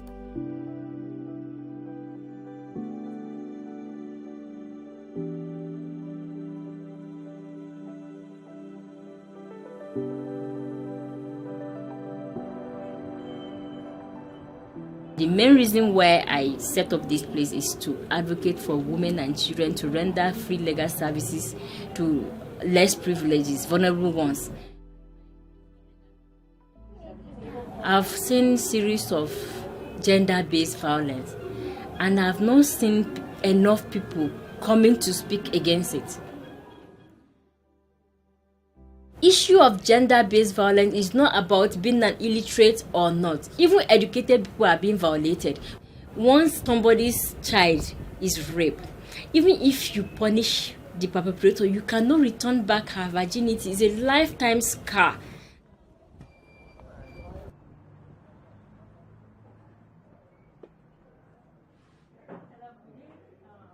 The reason why most victims don't come out to talk about what happened is because they don't have support. After reporting the case, nobody cares about them. There's no love or concern towards them.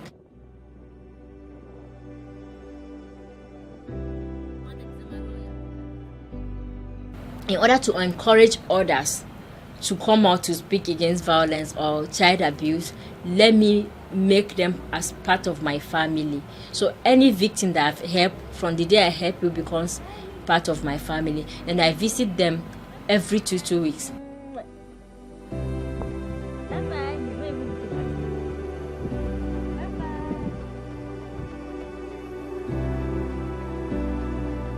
I want my children to see a Nigeria where women's voice will be heard, even children will have the right to speak for themselves. I want my children to grow up in a Nigeria where women and men are given equal opportunities, equal access to education, job opportunities, political and economic opportunities.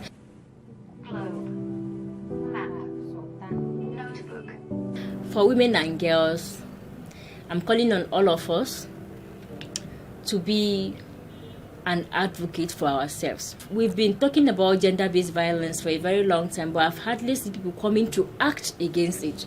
So I want us to stop talking about it. Let's be acting about it. If you see something, say something. Stop stigmatizing those that are victims of violence.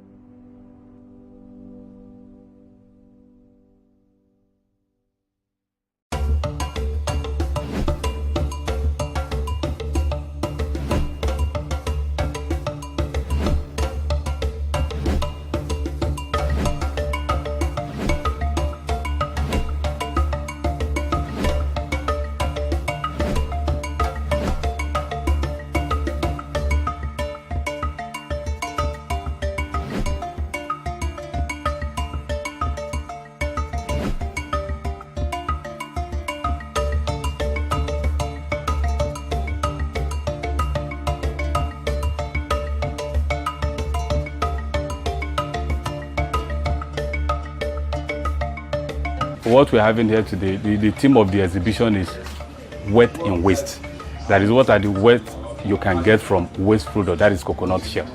So, and the reason why we are saying wet in waste is that we have so many processors around. We have people that use coconut for their products, like coconut oil, coconut candy, coconut flakes. The name are so many. But what do they do to the shell? Nothing. So if you eat coconut, the shells, you throw it off. But some of them, they use it for making fire, fueling their fire while cooking. But that can cause environmental pollution. So we are using this now to tell a story that, okay, instead of destroying the environment, why don't you get the wet that is involved? Instead of throwing it to block our drainages, why don't you turn it to a wet making machine? So that is just the short story behind the wet in waste.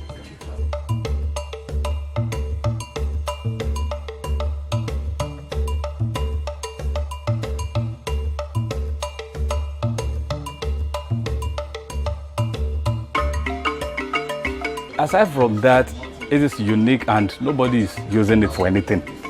When I started, I didn't see anybody that is doing anything like installations like this. In fact, when I Google online, what I saw were craft works, cups, key holders, and the rest of them. But I started doing this just to give myself a unique name from others.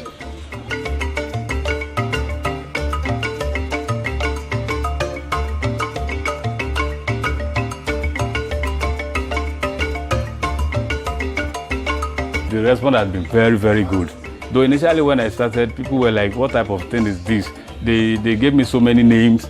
Sometimes if I stretch my hand to greet some people, they will say, your hand is too tough, blah, blah, blah. But today now the rest is story.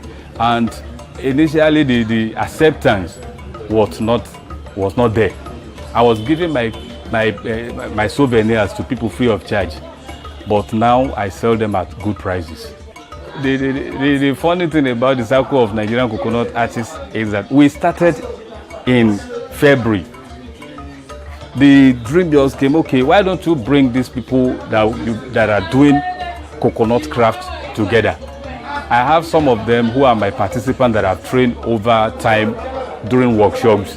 So, and some of them, they don't practice the craft again because the challenges are there for them. How do they sell their craft works? Who do they sell to? And the challenges of how do you cut, how do you remove the debris and the rest of them. So many challenges. But the basic one is if they produce it and they don't sell, they stop producing. So we are using this now to create a kind of platform for them so that they can showcase their work. You can see different stands here. You can see different tables with different type of artwork, even this. So they now have a platform where they can exhibit the works. When visitors come around, they see. And with that, they will be encouraged to do more. So that is the story behind this.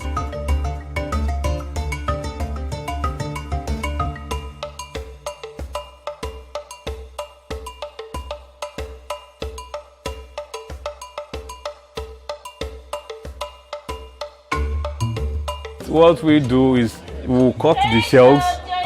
When you cut the shelves, you remove the debris, you sand it in and out and cut the shapes you want. Then, if you want to do stuff like this, you start joining them together with gum. You have handsaw, you have jigsaw, you have bandsaw, depending on the level at which you are. If you are just starting, you can't get a bandsaw because to buy a bandsaw now is expensive. So you can start with the hand hacksaw.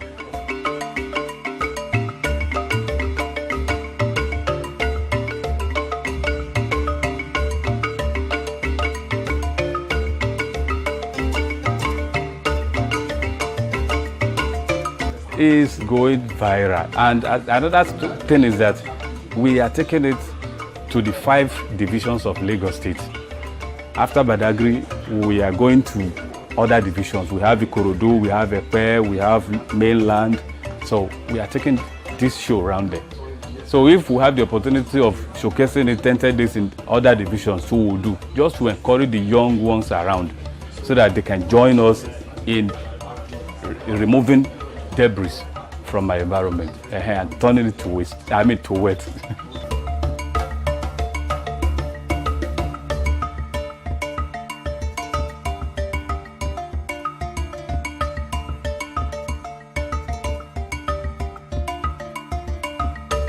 Like this one, if you have seen Eyo before, this is that cap they put on. So I use this now to represent Eyo. Instead of putting the whole thing, it will be too big for me. So I just decided to work on the cap alone. So that is that about Eyo. And here we have Yeye Oge. Like this Yeye Oge, I don't know, I just love the work. Now, I use this to tell a story of a young lady. And generally, most of our ladies, they are the only one who has been questioning God, that why do you create me this way? The eyelashes are not enough, they want to add more. The lipsticks are not too clean as created by God, they want to add more, and they will embellish their hair with so many designs. So that is what I just use this one to represent, just epitome of love. Simple.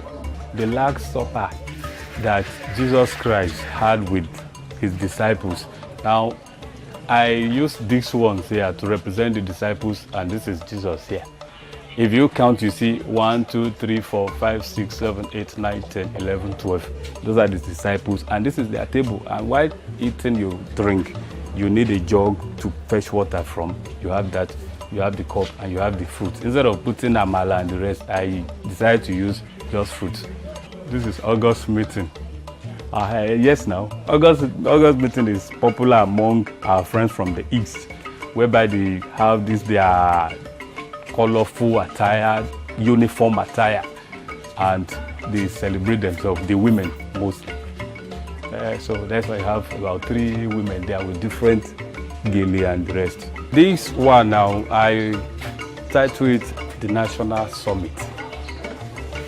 There's so many stories behind it. Now, at the center you have banana, and the objects surrounding it look like monkeys. So, yes, now, without much decoration, you see this is the mouth, this are the eyes for monkeys.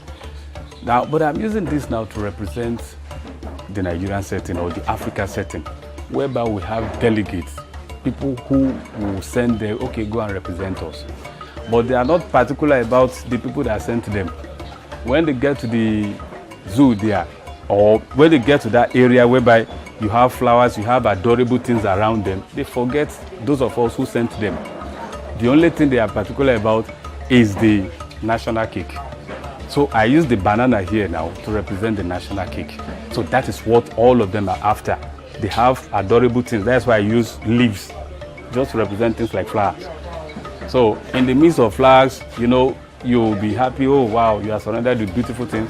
The next thing, they will have forgotten what we asked them to go and do for us, go and represent us, but no, the only thing is the national cake, which they rush after to get for their self and their self alone.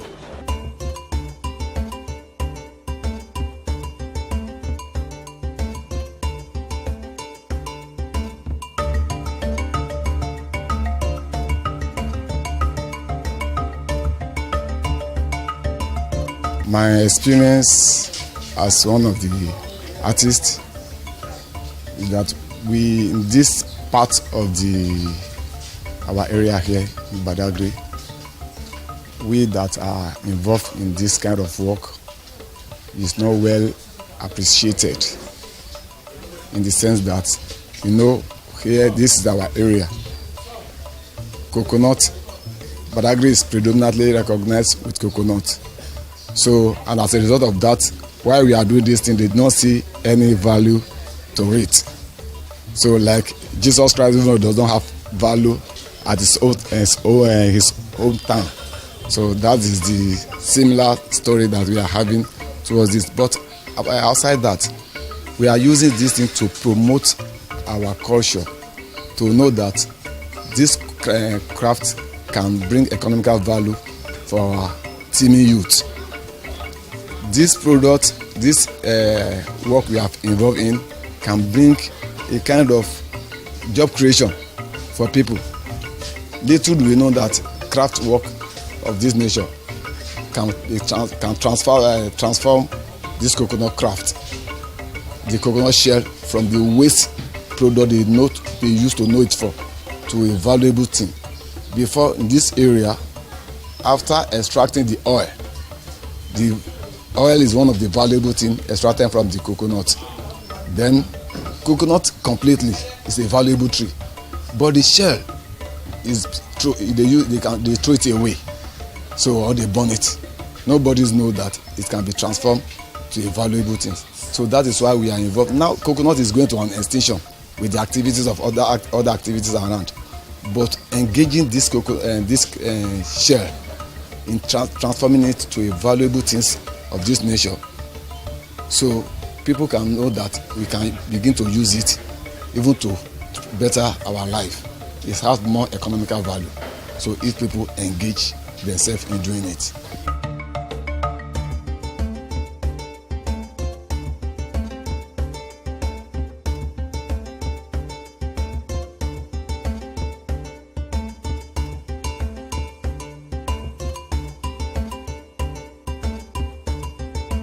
I'm an indigenous of Ajido in this Badagry environment. Gone are those days, after extracting the coconut, you see a lot of heap of it. But when we now begin to censor our people that it can be transformed to this kind of ornament, so we gather, we have a collecting center. So if you have used your coconut, just gather it, we come, we pick them. And better still, we just, if you want to get maybe the one we use for the consumables, the one we can use for either cups, jugs, the one that we can use for consumption of either drink or food. Those ones we need a good quality of coconut. Those ones we go to farm to select better coconut. So, but those ones we can use for decoration of those ones, so we can pick shell. Those are the waste ones. We can use those ones and use those ones and transform it then to this type of ornament.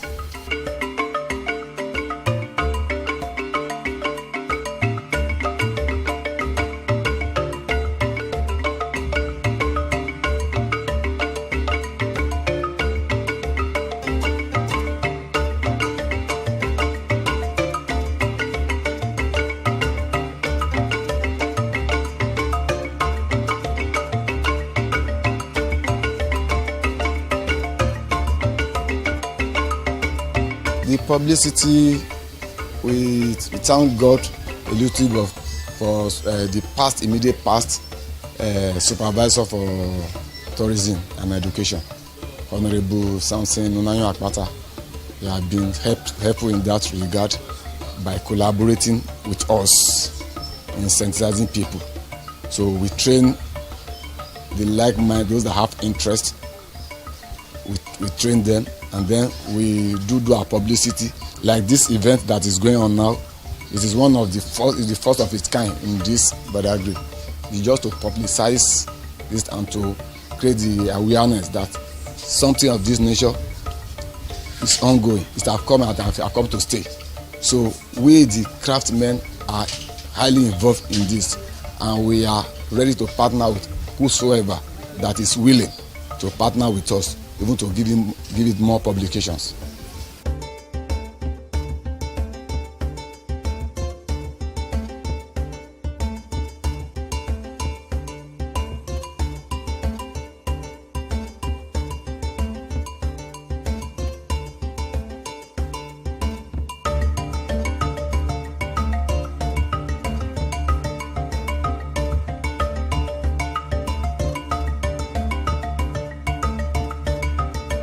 When I start coconut art, people look at it as a strange something, but later they now blend to it. And I've faced many people, although I'm into tourism too, when you're talking about tourism and art, it blends together, because if you travel to any area, you don't come back with souvenir, definitely you do not have anything to remind you about your visit. That's why I always work on coconut shell as souvenir. If it comes to Badagry, you must go with a coconut shell souvenir. Sincerely, if you said turning waste to wealth, it even adds to the value of the environmental listing, because it makes its cleanness, change the environment so that you don't see anything dirty in the environment. And mostly from this coconut shell, we have brought up many people, and people are blending with it.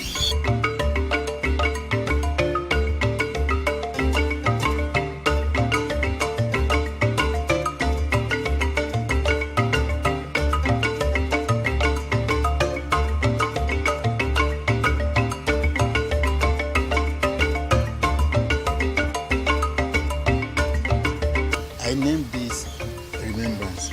It always tells you to remember that whenever you are doing in life, there is a time you will go and the footprints will be there. And you have to remember that we are not going to live forever. And you have to remember that nobody is going to stay with you in that grave. Whatever you are doing, forget about religion, forget about everything, but your humanity service matter a lot. That's why I name it Remember. These are brooch. You can see we have brooch of local government. These are Lagos local government, Ministry of Tourism. We have another brooch. This pendant, map of Africa. We have earrings, key holders, and you can see on this textile, what we have there is the button. We always use the coconut shell as button on textiles. Pen holder, and so on. And these are little takeaway items you can get from coconut. This cup, this coconut purse. You use it in different ways. You can keep your jewelries. You can use it as safe to keep your jewelries. For example, you buy something, you can put it inside. You can put it inside, you lock it, and you can use it for your decoration, for beach outing or anything like that. Use it. We have meetings like this.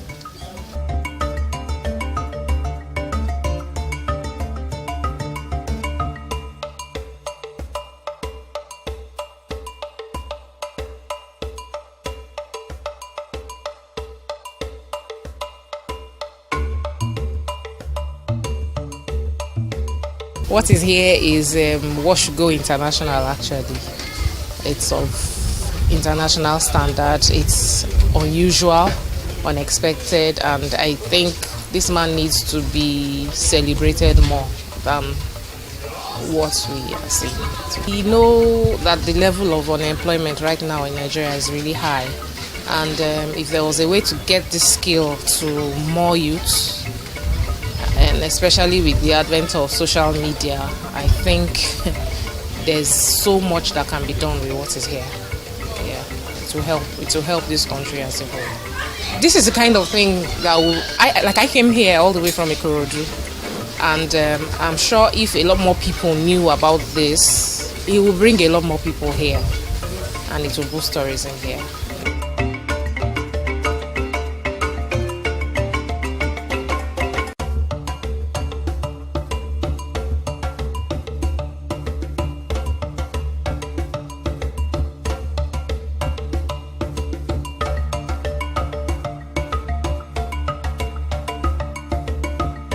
I was excited, like I did not believe that they can use coconut to do so many things like this, and it was beautiful. When I reach my school, I can tell them about it, that we saw many things, that the people that are not here, so that they will see, they can come here to look at it, and some people would like to join or do something like this.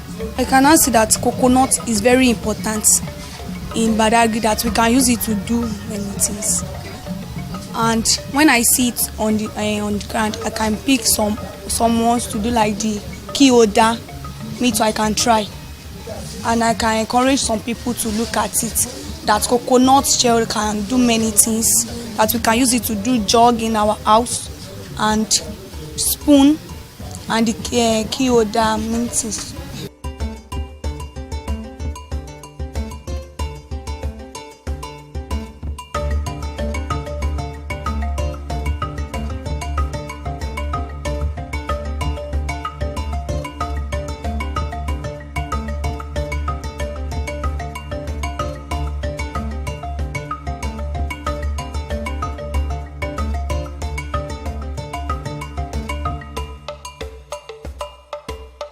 Sincerely, I will commend the organizer of this kind of show, and being for the first time, and the way they are able to organize the program.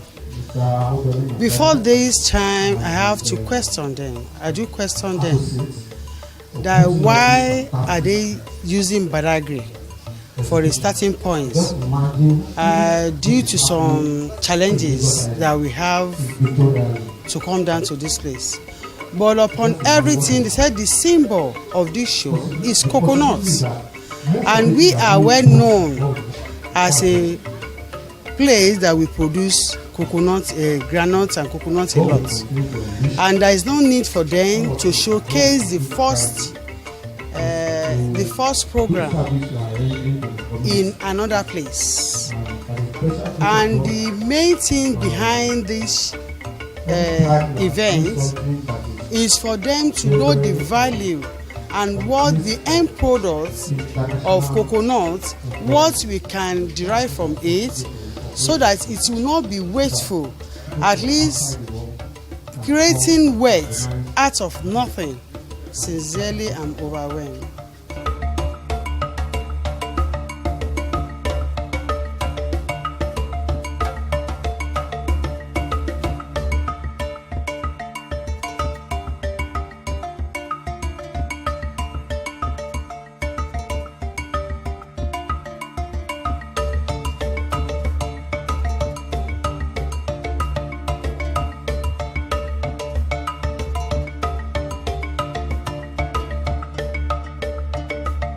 Each artistic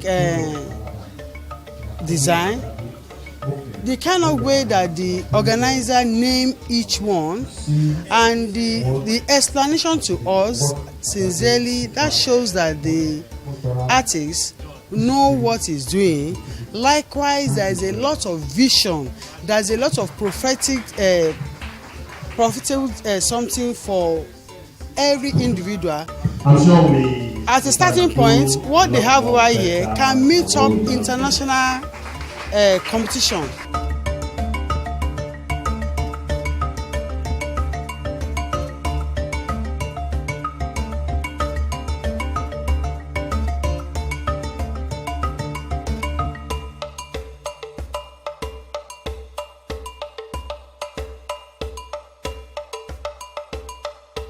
It's not anything that is new to me, because I've been with the artists for a very long time. It started from very awkward creation. I mean, very, very awkward background. You know, he started from nothing to something. So, you see, what I've seen, what I've learned, and that I want the youth to learn is focus in whatever you are doing, in whatever thing that you think this is good. There is no way you won't find, you won't encounter challenges. Challenges are natural, and they test your mettle as a man. If you want to succeed in life, you must face challenges. So he's been on this thing for more than a decade. And what I saw today is amazing. It's really, really amazing. And it's telling me that there's still more to explore in this community. Things that are insignificant that I will see as nothing. We can really make it something. And that was that done.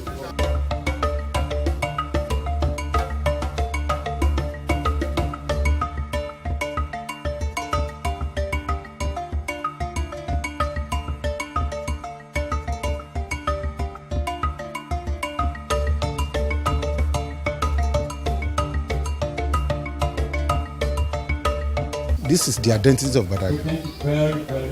When you go to Osun Osogbo, you see carving. But here, he has created an identity for Badagry. We need the government buying into this.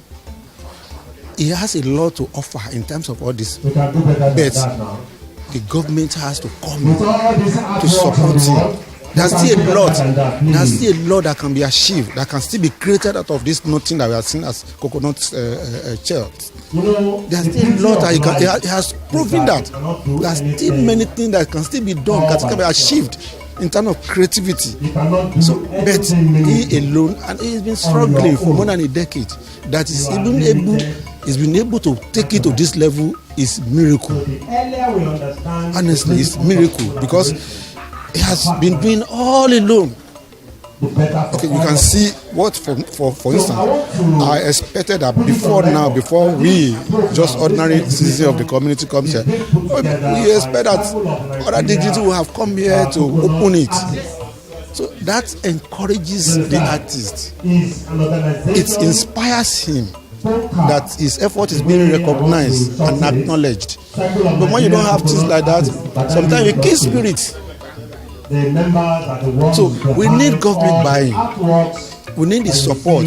Apart from the government, the support of the community. Things like this today, we want the community to be here, everybody be here, all the VIPs, all the government, they should be here to recognize and acknowledge this work of creativity that has been displayed.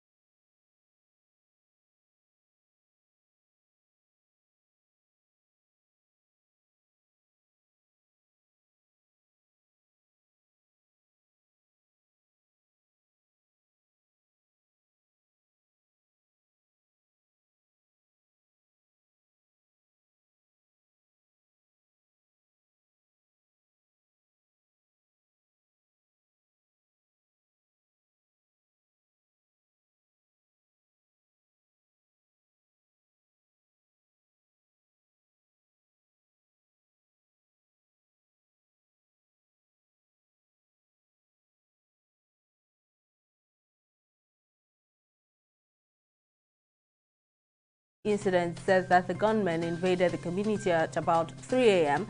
and started shooting sporadically. According to him, 3 students' hostels were attacked and all the students in the hostels were taken away by the bandits. A United States District Judge, Nancy Maldonado, has agreed to stay an order directing the Chicago State University to release the academic document of President Bola Tinubu to the legal team of former Vice President Atiku Abubakar.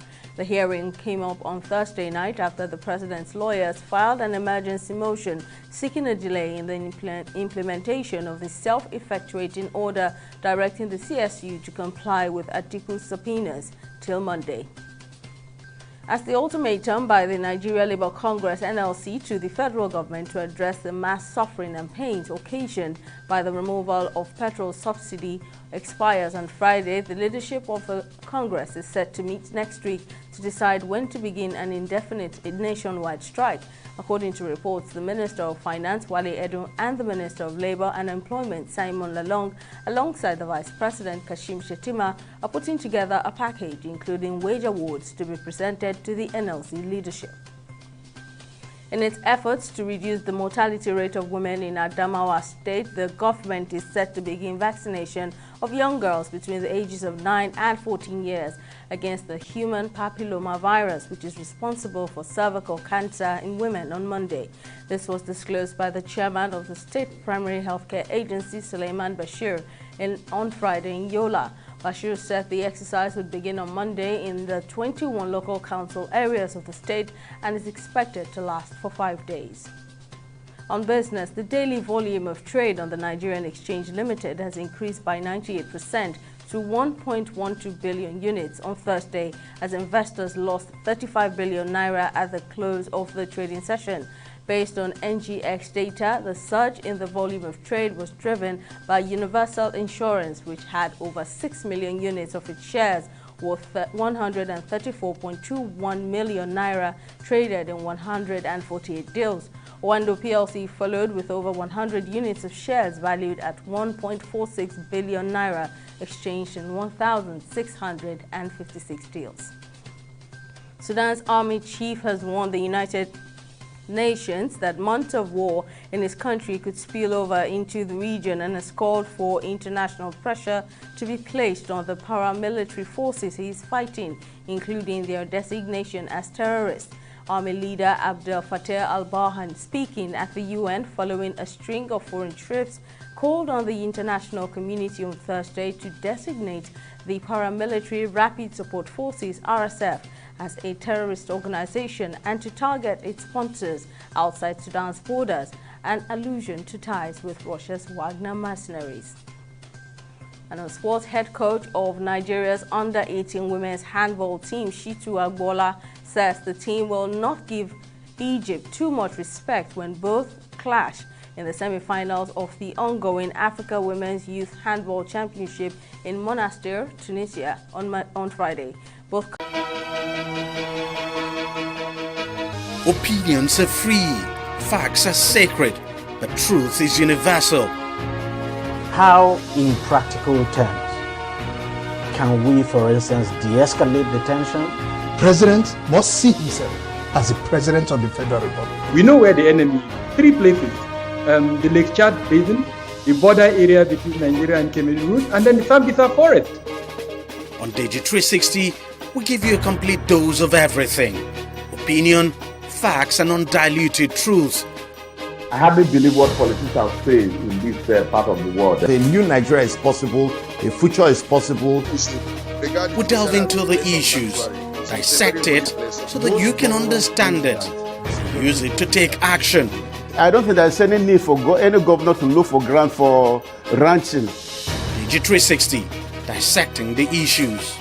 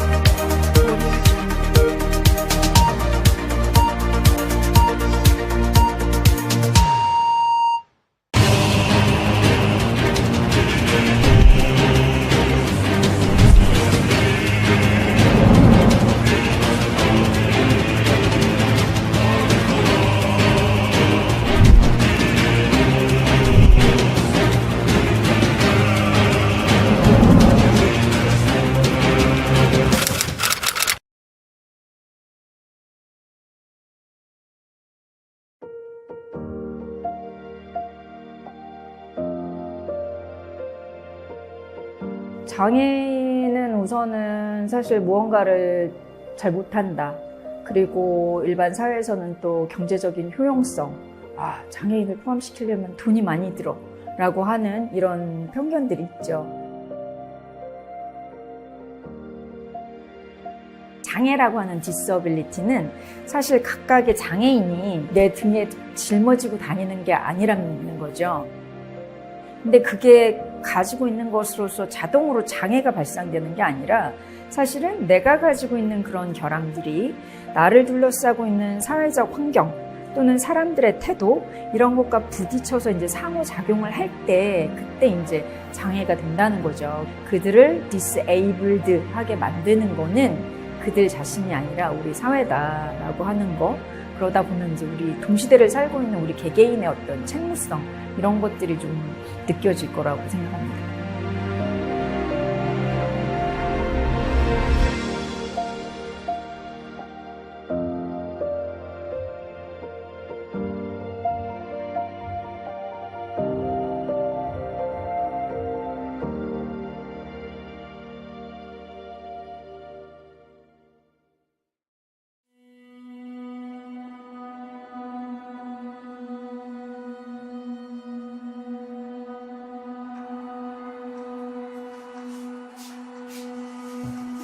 마음도 굉장히 예쁘고 부드럽고 정확하고 사랑이 되게 많은 친구인 것 같아요.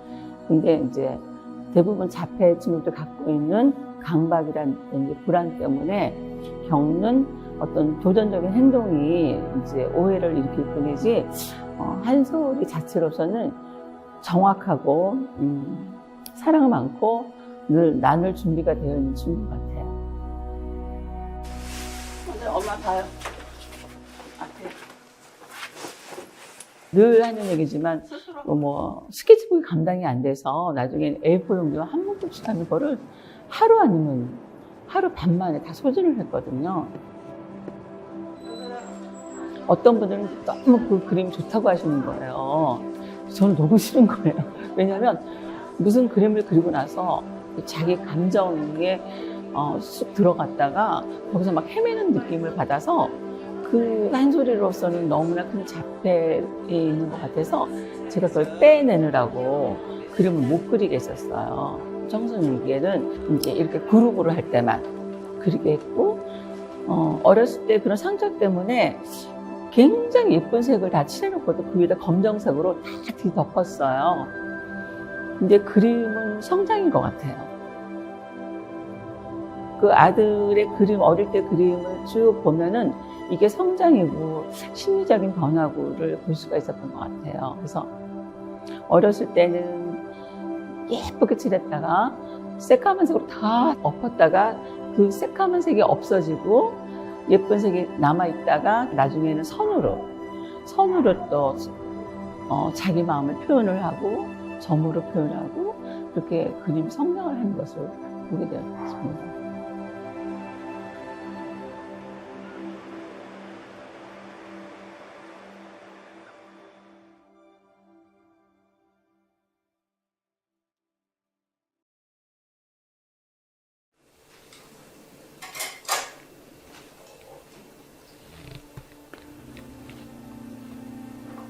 어릴 때 그 두돌 그때는 장애라는 생각은 아직 안 들었었고 겉으로 보이는 것은 하나도 뭐가 나타나는 게 없었으니까. 그런데 이제 굉장히 인지가 떨어지고 안이 산만하고 언어가 일단 되지가 않고 이제 그래서 이제 이것저것 검사하면서 나중에 이제 심한 학습 장애를 가진 지적 장애죠. 이제 그렇게 제가 이제 판정을 받았는데 그 원주에서 한 10년 살면서 굉장히 변로산으로 많이 뛰어다니면서 놀고 그래서 지금 그리는 것도 주로 다 그런 자연을 많이 그리는 게 그런 이유에서 그런 것 같아요. 굉장히 활발하고 명랑하고 사랑스러운 딸입니다.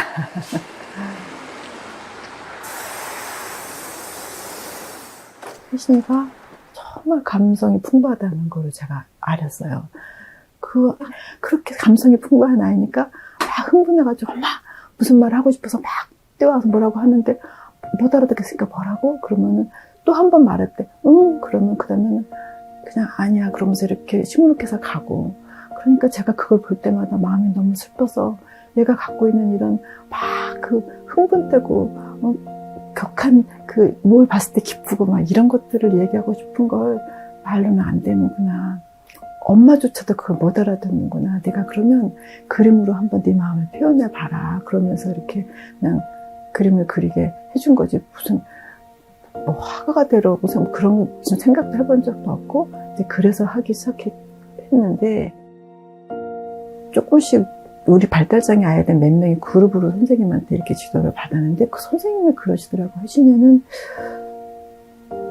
얘한테 참 독특한 게 있어요. 아, 혜진이는 자기 속에 그리고 싶은 것들이 있구나. 이게 안 나와서 그렇지. 그러니까 그런 욕구가 강하다는 거를 선생님들이 먼저 알아보시더라고요. 그래서 그냥 조금씩 이렇게 해주다가 고등학교 때는 진짜 갈 데가 없죠. 그런데 고등학교 입시미술학원에 선생님께 부탁을 했어요. 특별히 가까이 학원에서 그냥 뭘 그릴지 몰라도 한번 데리고 있어봐 달라고. 몇 개월이 지나서 알았어요. 혜진이가 이렇게 꽃과 나무와 이런 자연을 너무너무 그리고 싶어 한다는 거를 어떤 기회를 통해서 알아서 그때부터 혜진이가 이제 쫙쫙쫙 그림을 그리기 시작해가지고 선생님이 이제 눈여겨 보셨어요. 그래서 고등학교 졸업하면서 바로 전시회를 해준 거예요.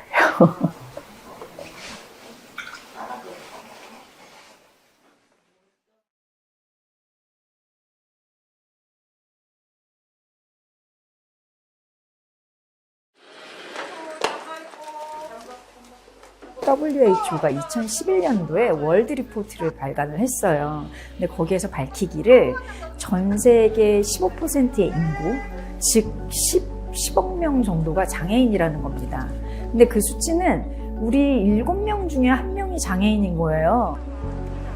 그럼 제 주변에 7분 중에 1명이 장애인이어야 되잖아요. 제가 학교 다닐 때 그럼 우리 교실에서 그 많은 비율의 장애 친구들이 있었는지, 또는 내가 일하는 일터에 우리 골목에, 내가 사는 우리 집에 우리 골목에 7명 중 1명의 장애인이 있는지 없잖아요. 지금 수십 년이 20년이 더 흘렀는데도 지금도 그런 비율로 없거든요. 그렇다면은 우리의 다수가 살기 조금 더 편하고 이런 뭐랄까요, 경제 효용적인 사회를 위해서 따로 이렇게 잘 배치를 한 거잖아요. 그래서 프로텍션을 하면서 다른 비장애인들이 누릴 수 있는 그 여러 일상 속의 다양한 기회들이 있잖아요. 근데 이것까지 이제 송두리째 앗아가 버리는 거라고 저는 생각을 해요.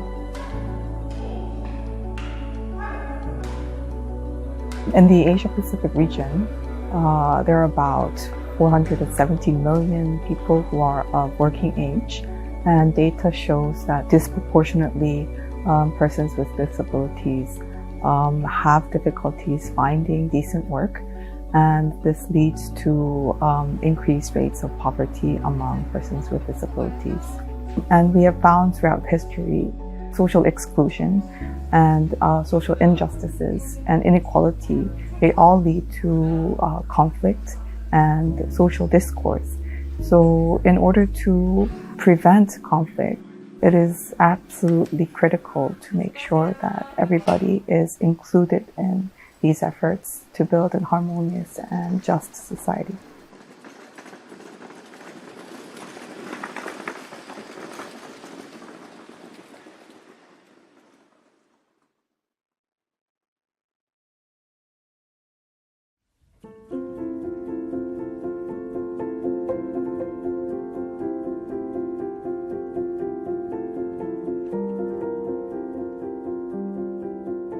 제 개인적인 견해일 수도 있겠습니다만은 장애는 벽이 될 수는 예술에서는 없다고 생각합니다.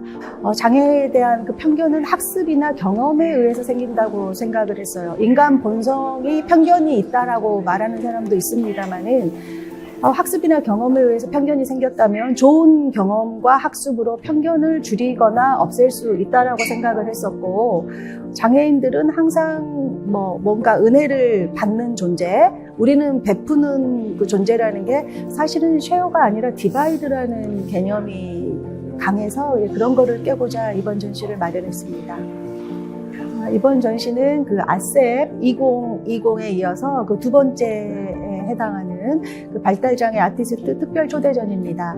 국내 작가들 그 43명의 100여 점의 작품으로 진행을 하게 된 그런 전시입니다.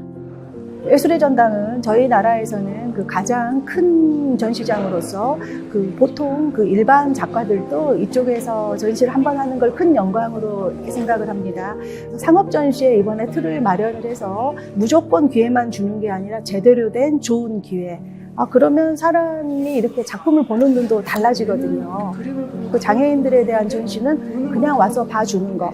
시간 되면 가서 볼게. 공짜 티켓 줘. 이런 개념들이 컸습니다만은 당당하게 이 친구들은 자기들의 상상력을 수많은 시간의 땀과 열정으로 이렇게 우리들 앞에 선물을 준 거기 때문에 사실은 이거는 저희들이 정당한 비용을 지불을 하고 그 상업 전시로서의 자리매김을 해야 돼요. 그래야 이 친구들도 언젠가는 재정적으로 독립을 할 수가 있고 사회에서 저 친구들은 평생 우리가 경제적으로 도움을 줘야 돼. 이런 느낌이 강하잖아요. 그래서 그런 것들을 깨는 게 이번 중요한 목적 중에 하나입니다.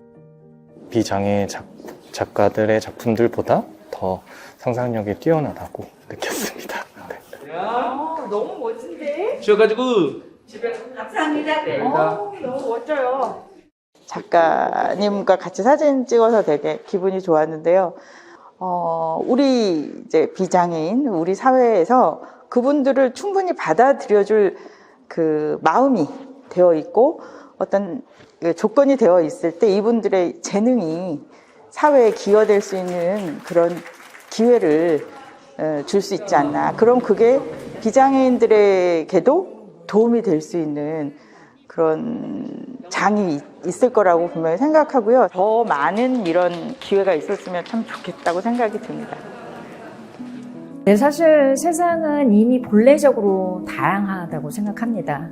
그런데 그 다양한 주체들이 그냥 있는 그대로 다양하게 참여하게 되면 그것이 다양성 있는 사회가 되는데 인클루전이라는 게 사실 어디에 내가 속하는 거잖아요. 그래서 이런 참여의 기회가 계속 보장이 된다면 자연스럽게 그 구성원이 다양해지는 거고 그렇다면 그 구성원들을 위한 어떤 정책을 만들거나 제도를 만들거나 서비스를 만들거나 할 때도 자연스럽게 이제 그 다양한 목소리가 이제 들어갈 거라고 생각이 돼서 허들에 걸려서 못 넘어왔던 장벽이 없어지고 이제 자연스러운 이제 참여가 일어나게 된다면 저는 우리 사회가 조금 더 포용적이고 그렇다면 이제 다양한 목소리들을 내게 되는 그런 사회로 갈 거라고 생각을 합니다.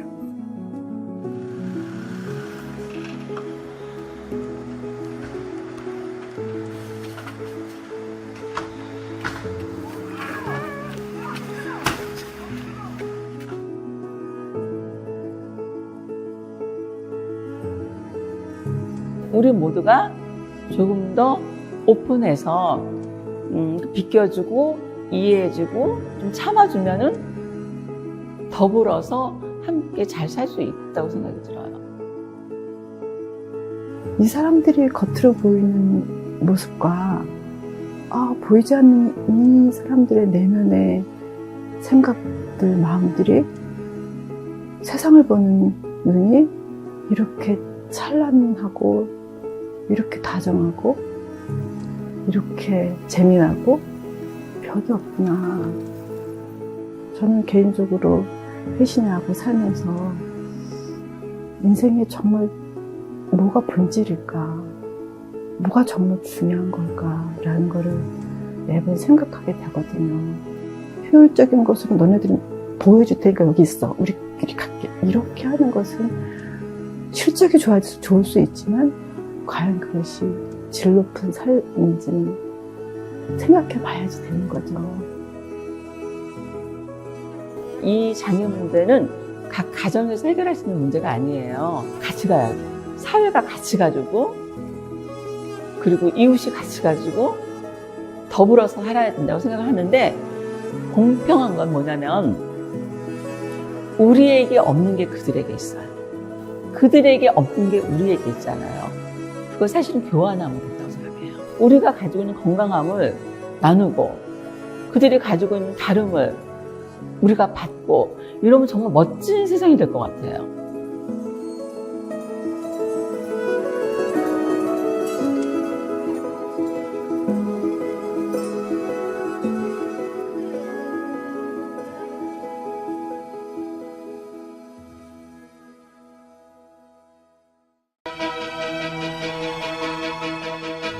Opinions are free, facts are sacred, but truth is universal. How, in practical terms, can we, for instance, de-escalate